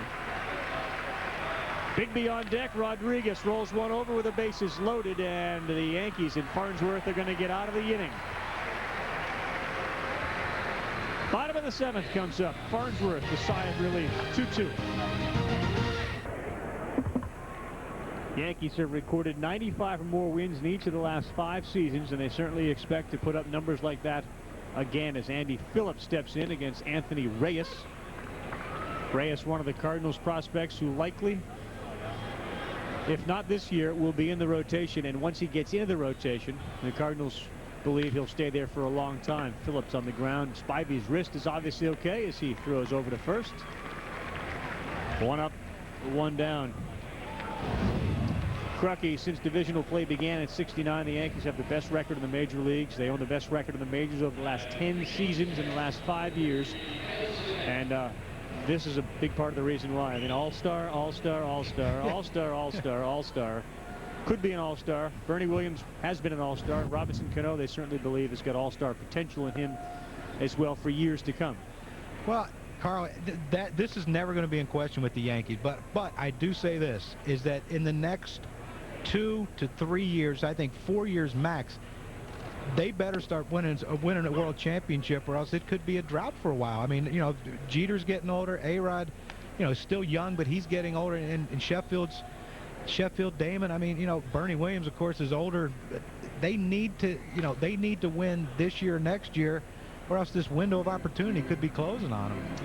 Kelly Stinnett steps in. He's now behind in the count 1-2 to Reyes. Well, you played on a team that was full of characters. This is not a character-driven team, but here are guys, before the season starts, as Stinnett drives one to right field. And that'll stay in the yard as Rodriguez brings it in. But here you got guys making predictions, which is sort of un-Yankee-like. I mean, it really is. But and you know what? When we talked to Mariano Rivera earlier, I asked him about it, and I said, you know, what did you think? And he's about, you know, your owner basically saying we're winning a world championship this year. And he said, well, he said it puts a lot of pressure on us, but he said we know with the lineup that we have, with the team that we have, there's pressure on us every year to win a world championship, so it's no different. Shelley Duncan now into the game. You think Joe's doing Dave a favor? Oh, I think, yeah, and I think that, you know, he needs to get a guy in there to take care of, you know, give Kelly Stinnett some time off it. Yeah, I called him Eric Duncan earlier, and it is Shelley Duncan. So I apologize to the Duncan family, not Eric's family. Second round pick in the 0-1 draft, so Dad Dave got a chance to see one son hit a home run. It was a smash. Cool. And now Shelley looks at an off-speed pitch. Anthony Reyes. So what are your impressions of Reyes? Because Ponson was very good. Ponson was very good. I think Anthony Reyes has, I think, better overall stuff. But again, you know, it's youth and being able to locate. And if he, you know, and I think it's the versatility. I think Ponson could be a guy that if he doesn't win the 5th starting job, if Anthony Reyes beats him out, then Sidney Ponson can go in the bullpen and be a middle reliever, long guy, maybe even a setup guy if he can accept that role. And you know, I think when you have a young guy like this, you don't want to put him in that situation right now. You want him if he's going to be a starter, you want him to, when he comes to the big leagues, to be a starter. Hit a hard ball down the first base line, but fouled. Tell you what, you're right. Whatever Duncans are feeding their kids when they were growing up. Ooh.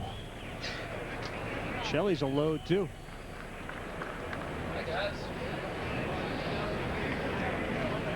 Harold has returned to the booth. They're afraid to turn your microphone on again, Harold. They thought you did such a good job down in the stands. I think there's a message here. I've lost my job. No, we like your job. We just liked you better down there. The small booth. Yeah. Oh, man. Interesting stuff, though, getting inside the mind of the manager there with Tony La Russa. That was real good perspective from the way he thinks. And thanks again to Tony for the access. You don't get that during the regular season. You know, we see Tony in the dugout during games, and he's prancing back and forth, he's pacing, and you know his mind's going 150 miles an hour. What do I do? What do I do? And then you realize when he's sitting there talking to Harold, it's pretty simple. Right. Well, he can run. We know the pitcher doesn't have a good move, so we give him the green light. But always great managers, always sort of the one pitch ahead, one at-batter ahead, or even one half inning ahead, and you could hear that he was thinking that way, and that's what allowed him to be a Hall of Fame manager. Whew. Reyes, some heat by Duncan. We're going 8th inning in a 2-2 game. Tony's thinking again. Welcome back, everyone. Harold has rejoined us. Canyon Sturts now on the mound for the Yankees. Look, not necessarily cooler up here, but what a great perspective you have. You guys got it made up here, though, man. Water. I don't have no water down there either. We'll give you some water. No, that was great. I love doing that. Talking to Mattingly, Tony La Russa, just talking baseball. And really, spring training is really the only time you can do that, where everybody's relaxed and they get a chance to really talk about this. And Gene Michael, you know, thanks to everybody. The access was tremendous. Thank you to the Yankees for letting us be able to go around the stadium. That was great.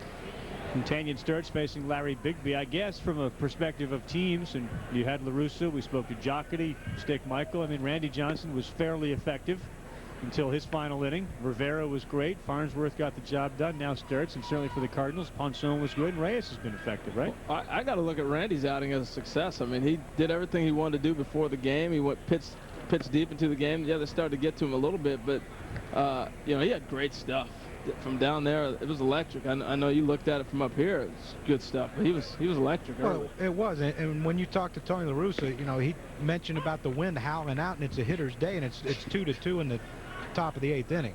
So I mean, every pitcher that's been in this game has done a pretty good job. Because a lot of these spring training games, Harold, you know, when the wind's blowing out, you can get some 15-14 jobs. Larry Bigby on base, and the leadoff man on the 8th for the Cardinals in a 2-2 game. Tell you, Carl, I don't know how I ever played in the big leagues. These guys are huge. All of them. Oh. It's unbelievable. Well, for a variety of different reasons, it's a different world out there. This is not your Harold Reynolds major leagues anymore. Like we talked about before the game with Rich McKay. I mean, weight training has certainly been a huge part of it. This is year-round now. Yeah, it is. I still play. You hear talk about, you know, players. You know, gosh, I wish I was playing in this era. You know, I'd be making $8 million, $10 million a year, whatever. I look at it like I'm glad I played when I played, because I don't know if I could play right now. I mean, you look at the two Duncan boys; those are huge kids. They look like Adam Duncan. They'd have looked at me at 5'10" and, you know, 180 or whatever I was. And, yeah, right. You'd have played here. We'd have played here. Half of you was 180. It's good, though. I mean, it's really fascinating how big the athletes have gotten in all the sports across the table. I mean, you watch basketball and football and everything. And I still say, no matter how big, no matter how strong, no matter how hard you throw or how far you can hit it, the team that plays the best fundamentally is going to win in all sports. Yep, you're right. Eric Duncan's now at first. Will Nieves also with the game now behind the plate. See, you called him Eric Duncan, too. No, it's Shelley. Shelley Duncan. This is Eric at first. Yeah, that's a different Duncan. Shelley pinch hit and struck out. There's a whole bunch of Duncans out here. Oh, boy. They're not related. The only Duncans that are related are right. Chris and Shelley. Right. But Eric is no relation to Dave, Chris, and Shelley. Look at Crucky. It's a different ball game now, Crucky. It's getting more confusing as we go. And the other great thing is there's a Duncan on deck for the Cardinals, just to make your head spin. Spezio. 2-2 now to Canyon Sturts. There's Peter Gowns when you need him to straighten something out for you. Yeah. Peter's getting a cup of coffee. Do you know where? Dunkin' Donuts. Oh. Come on. Play along. 2-2 to Spezio. Off speed, and Sturts would have liked that one. Yeah.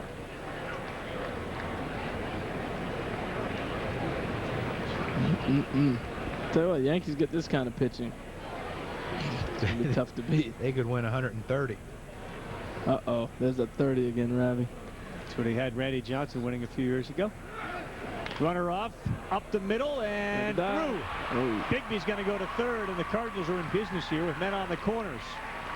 Well, that's one of those balls right there, that situation where you got to be thinking dive and knock it down. Get it down. And if you can dive and knock it down, now you keep first and second as opposed to first and third with no outs, and it just changes the dynamics of the inning, particularly with the power hitter coming up. But right, if he dives right now, he knocks that ball down easy. He thought he was going to be able to get there and make a play to first, and it's one of those tricky things that starts to spin away from you.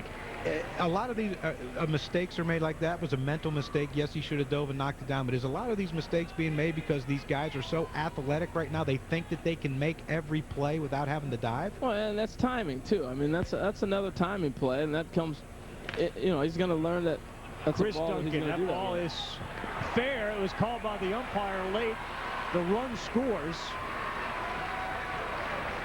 And that's one of those plays, the first baseman. Again, we're talking about timing and situations. I don't know if he wants to necessarily throw that ball to second base. Even if he turns two, you give up the lead run. It's the 8th inning. Is that a fair ball?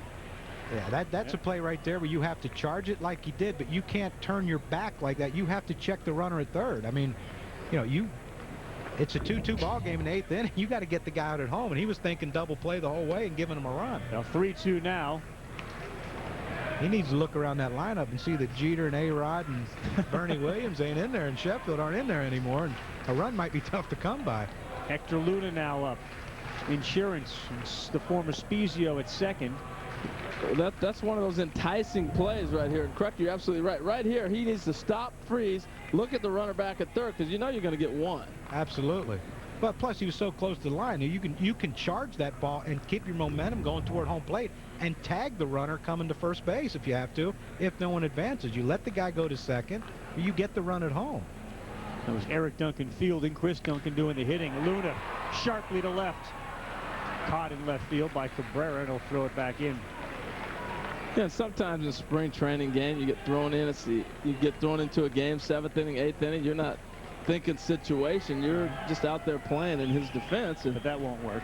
No, that's not going to work. He should know better. Joe.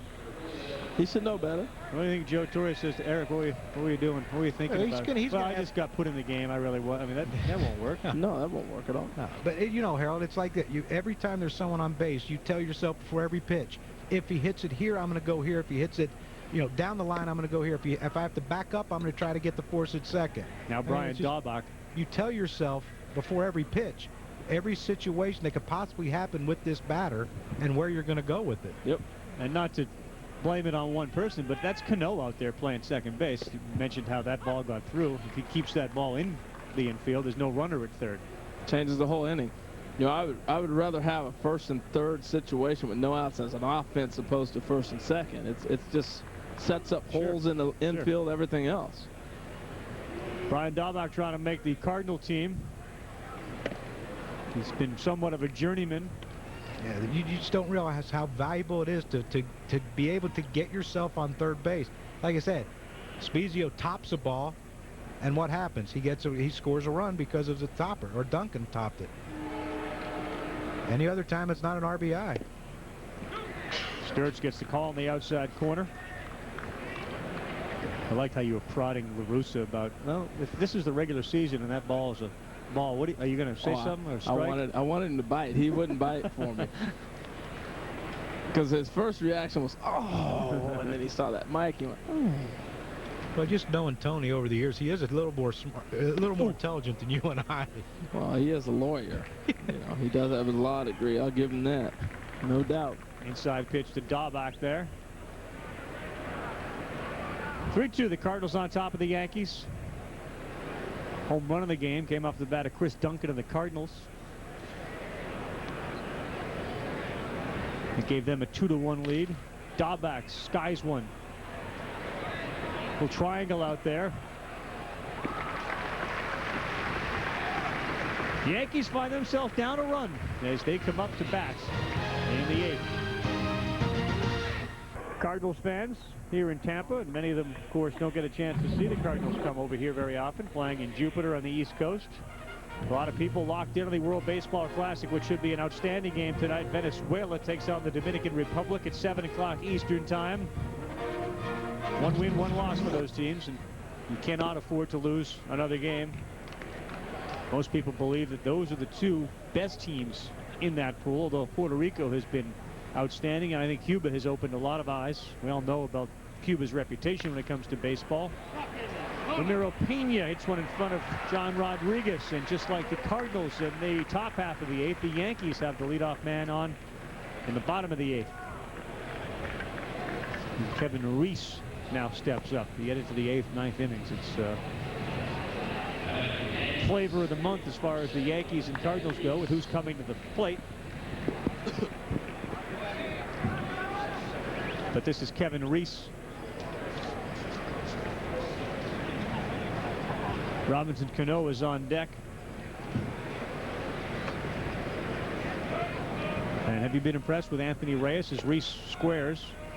Well, Carl, you know, he reminds me a lot of Mark Pryor. Yeah, his delivery's a lot alike. Very similar. Yep. I see that. I saw that. But he's electric. From being down there, I didn't think he threw as hard as he does. His ball jumps on you. I heard Crucky talking about that from up here. Good eyes there, Eagle Eye. But the ball is just exploding on hitters. That's what made Crucky such a great hitter himself, those eagle eyes. Mm-hmm. Guessed right a lot. Timeout called. Oh, you can just tell by watching him in the warm-ups that his ball was moving. I mean, you watch the catcher's glove where he sets up and where he has to move to get it, and you know that his stuff was had some movement. Spezio way in at third. Re-squares again, bunts it towards first, and does a good job. Well, those things must go a long way with the coaching staff. You know, I mean, he's played Pawtucket a lot last year, not Pawtucket, but Yankees AAA team. Those things, that he did what he had to do. That has to go a long way. Well, yeah, when you're called on, you know, and that's your role, you get the job done. You're definitely rewarded for that. So they want to get back to the heart of this Yankee order. And here comes Cano. He did a nice job of executing. And that's a hard thing. You sit there for 8 innings, and you think, you know what, I finally get a chance to hit. And then, you know, when you're wearing number 91 or 71, it's a pretty good chance you're not going to get many ABs in the spring, and you want to show them what you can do hitting, and then they make you bunt. No. They'd like to see Robinson Cano deliver here. Reyes falls behind, 1-0. Robbie's put on some weight, too, this offseason. He got a lot stronger. Mentioned Duncan hit the home run for the Cardinals in this game. The only home run for the Yankees was off the bat of Cano. It went the other way. Hit that in the 4th inning. Jam to short. Little looked at third. Instead goes over to first. Well, you hear about the clock all the time, knowing what a runner going down the line is capable of doing speed-wise, and that's an example of it right there. Luna looked to third. Do I have time? No. And then he had enough time and understanding in his mind of the clock and how long it's going to take that runner to get to first base and know his arm strength. He can look and go ahead and make that throw to first base. Mitch Jones will step in now, and non-roster invitee of the New York Yankees, an outfielder, infielder. 27 home runs, 79 RBIs last year for Columbus.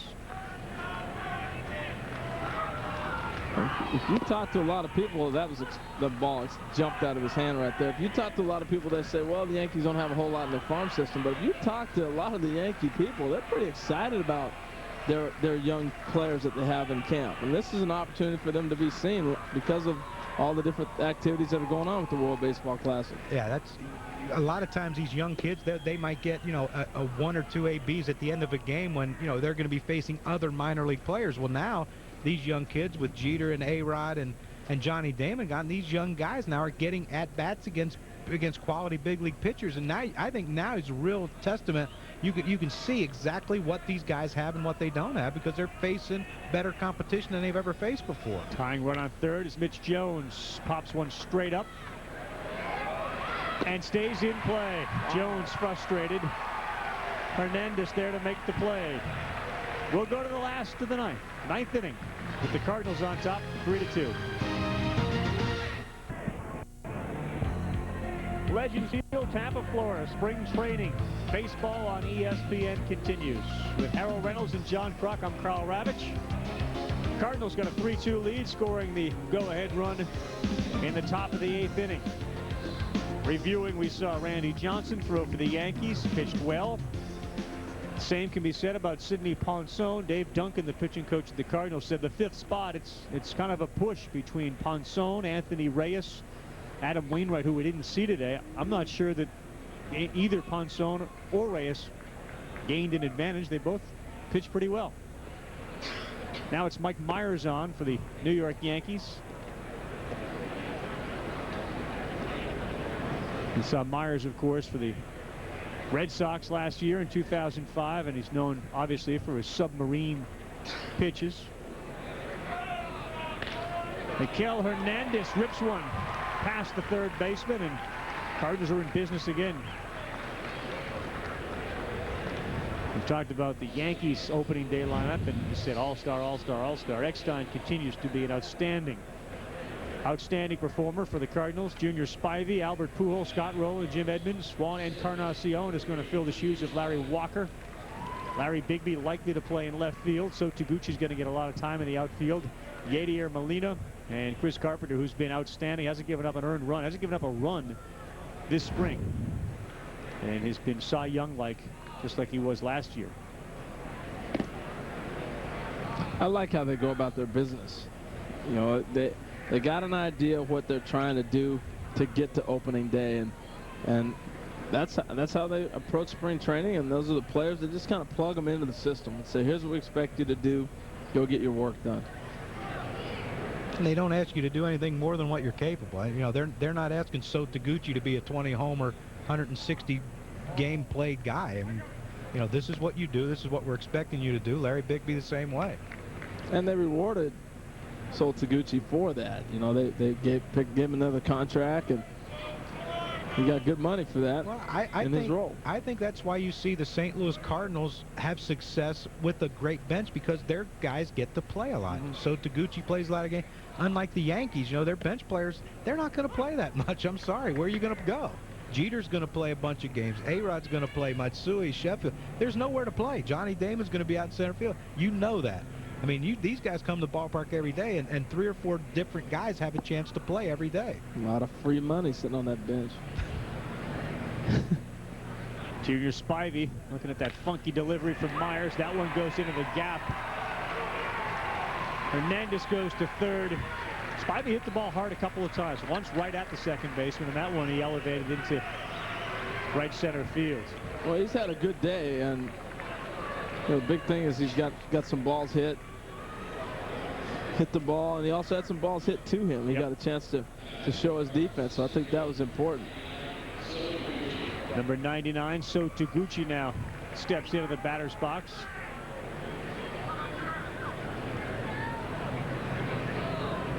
Nobody out, first and third. Cardinals on top 3-2. Taguchi can do a lot of things with the bat as well. One of the things you notice about him, chokes way up on it.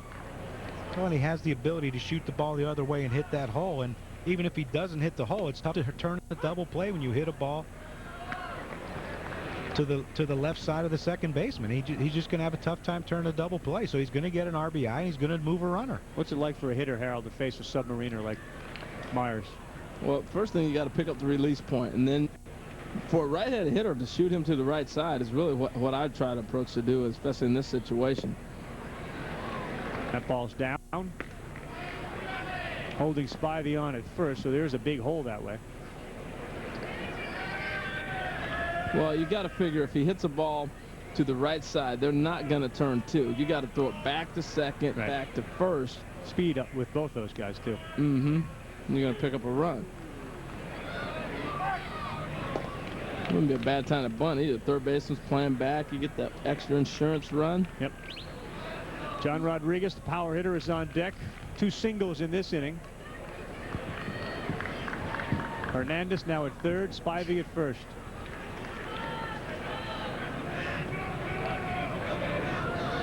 The 1-1 Taguchi lifts it to right. Hernandez set to tag. He's coming. He'll be in there. Throws cut off. Spivey's out at second base. But they do get that insurance run on a good job of hitting by So Taguchi.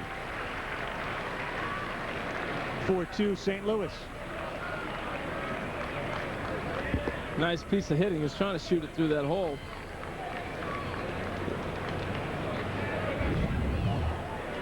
You know, that's what happens when you hit the cutoff man, too, Crucky. Good things happen when you hit your cutoff. Yeah, it does. And I think Junior Spivey might have made a little mistake there. I mean, you have to read that throw. You know that the first baseman's a cutoff man.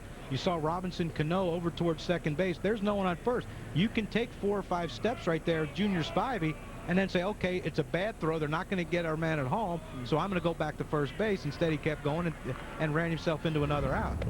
And sometimes those are the things you do when you're trying to impress. And press. That's called pressing, not necessarily impressing, but pressing to try to make things happen. Well, you understand if you take the IM off of impressing and separate it, you could say I'm pressing, which is what a lot of people say he's been doing so far this season. Rodriguez to the catcher. Cardinals go to the bottom of the 9th, leading 4-2. I am not pressing right now. Having fun here at the bottom of the 9th with the Cardinals leading the Yankees by a score of 4-2. And Cardinals didn't make a lot of off-season moves, partly because they're very strong in their starting rotation. Chris Carpenter will be backed by Mark Mulder. Jeff Supon's now in the rotation. Supon may be the 4th starter. Sidney Ponson is there as well. Jason Marquis is another name that the St. Louis Cardinals have in their starting rotation. So Walt Jocketty, instead of spending a lot of the money early, and they have some money to spend, kind of hanging on to that stuff. Going to see if perhaps midsummer trading deadline, free agent acquisition, who's leaving a team, they have some money to spend. Anthony Reyes stays in. He looks great. He does. I understand. You can certainly see the prior comparisons just in delivery alone. Kevin Thompson batting for the Yankees. Skip Shoemaker takes over in right field for the Cardinals. You know, when you're looking at that Cardinal rotation, the projected rotation for them, I was looking at those ERAs. Very impressive. And you got to figure Sidney Ponson, if he's in this rotation, just getting out of pitching in Baltimore, in that ballpark, the ERA is going to drop, because that's a very difficult ballpark to pitch in. Reyes. That's a single off the bat. Kevin Thompson. So the Yankees here in the bottom of the 9th, not going quietly. Melky Cabrera, who's playing left field, now steps into the batter's box. He got rushed to the big leagues a little bit too fast last year. He didn't get a chance to really get acclimated. They threw him up there when they were looking for that center fielder, and a lot of pressure on him. I don't think he got a chance to really show what type of player he was because of the circumstances he was thrown in, and I think he really kind of played mentally out of his range. He just was not ready to be in the big leagues at the time. All right, so Reyes now with a man on first, trying to close this game out. Protecting a 4-2 lead. Mentioned that he was in that Cardinal class of 2003, 7-6 last year. Pitched in the Pacific Coast League. His ERA was 2nd in the PCL.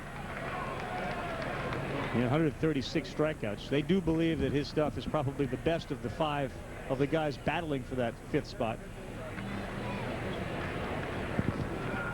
Well, I think just knowing how the Cardinals are, and I think if they pitch equally this year, that Ponson's going to be in the rotation. Wow, off the glove of Spivey, so the Yankees have something going here. They're going to third, and men are on first and third. Thompson sort of hesitated there at second. They must have picked up the sign of Larry Boa. So first and third, nobody out for the Yanks in the bottom of the 9th. Well, that's one of those tough plays right there that I'm sure Junior Spivey's saying, I wish I could have got to. Again, to look at that projected starting rotation. I just think that the veteran's going to win out with Tony La Russa. I think if Sidney Ponson and Anthony Reyes pitch the same, or even if Reyes is a little better, I think Sidney Ponson's going to get the nod because he has that veteran experience. All right, Eric Duncan now steps into the batter's box. First and third, and Anthony Reyes. I'm sure they want to see how he deals with trouble like this. Ball 1. Well, I got a chance to watch him at USC years ago, and that's one of the, Mark Pryor's a SC Trojan also. Same pitching coach down there. So you got the similar mechanics. I don't remember his ball jumping this much, and a lot of times when I see college pitchers, by the time they get to the College World Series, they're tired. He's healthy, he's strong, and he's throwing the ball pretty dang good. Duncan shatters his bat. They're going to look for 2. Luna the first. They got 2, but the run comes in, so it's a 4-3 game. That's a tough pitch from Reyes. And that's a nice turn right there. And what I like about the turn on that double play is they're playing so deep. You know, they're playing so that first and third is not going to beat them in this situation. Want to make sure you get an out.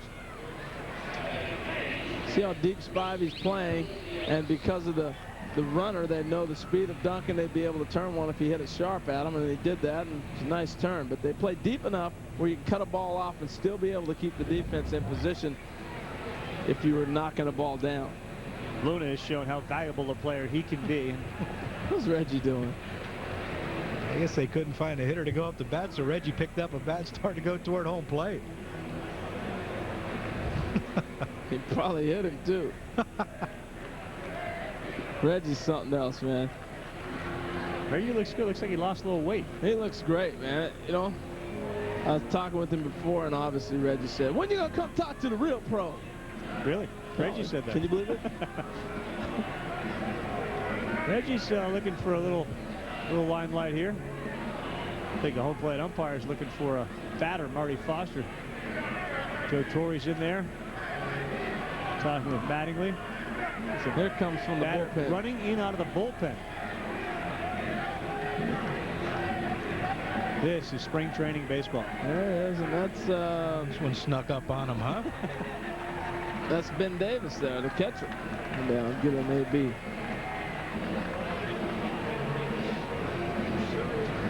Was he working in the cage down there? Because this is an impossible situation. Well, it's if he wasn't. Underneath the tunnel down there, yeah. They've got pitchers are still throwing, getting work, but underneath, down there where he ran from, there are batting cages underneath. So a lot of guys Sheffield's down there taking swings. A lot of guys are still hitting, even though spring training games are going on. So he was summoned from the cages from deep underneath the stadium. This has got natural written all over it. He comes out of the cage, steps into the box, goes yard, ties the game up. Oh.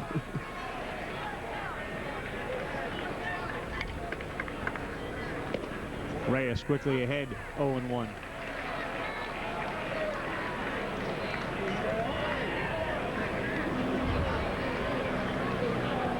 Crucky's getting a little nervous. Oh, way out in front of that one. Yeah, don't worry about it.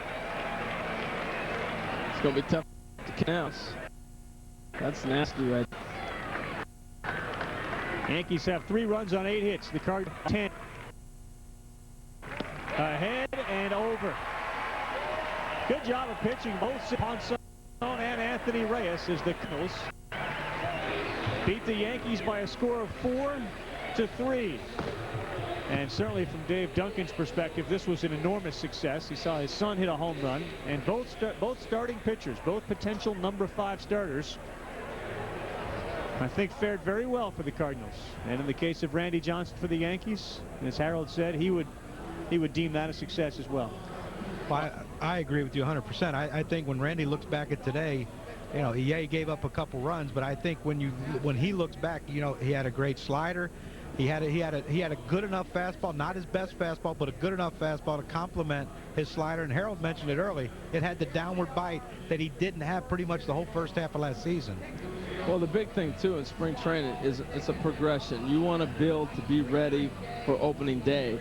And Randy Johnson's on track. You know, last year he was behind a lot, and I think for him being healthy and showing the stuff that he had today, it was a big success. But you know, I can't help not forget what I just saw with Reyes. He was impressive. He was very good. And they know that. Anthony Reyes does a good job for the St. Louis Cardinals, and Tony La Russa. And again, thanks to Tony, who provided us with a real unique look at today's game, having Harold sit down next to him and go over the mind of a manager. Certainly a guy who's headed to the Hall of Fame as a manager. Randy was very good through 4 innings, nearly unhittable. His slider was outstanding, and his fastball had that traditional velocity on it. And then it was in the 5th inning where he got cupped around a little bit and gave up the 2 runs, and the Cardinals end up winning by a score of 4-3. We also saw Scott Rowland. Jim Edmonds had a pinch hitting role, but it was 1 at bat. Rowland played as well. Well, he did. You know, I think John hit on it during the game. The main thing for Scott Rowland is to be healthy. April 1st. Tony said that also. That's the key. He looked good today, though. Yeah, he did. You know, he's a guy that's always in great shape. He's always ready to play, and he's a mentally smart player. And I think now it's just the physical. He missed so much time last year. It's just the physical part of getting out there, getting ABs. It doesn't care if you get a hit or not. Just get your ABs and see pitches, and that's all he needs. That's all he needs right now. A lot of red shirts surrounding the Cardinal dugout and the Cardinal brass. And again, this is about a 3.5-hour trip back to the Cardinals' home in Jupiter, Florida. It's a rare that they head over here, but they are here, and the Yankees will return the favor by going to Jupiter on St. Patrick's Day. Special thanks to Walt Jocketty and all the other guys that helped make this game possible. It's the Yankees. It's not all fun and games. There's work now to be done as they're running through the outfield. Yankees lose to the Cardinals 4-3. Up next, it's 1st and 10. This has been a presentation of ESPN, the worldwide leader in sports. With Harold Reynolds and John Kruk, I'm Carl Ravitch saying so long from Tampa. We'll see you in Kissimmee tomorrow.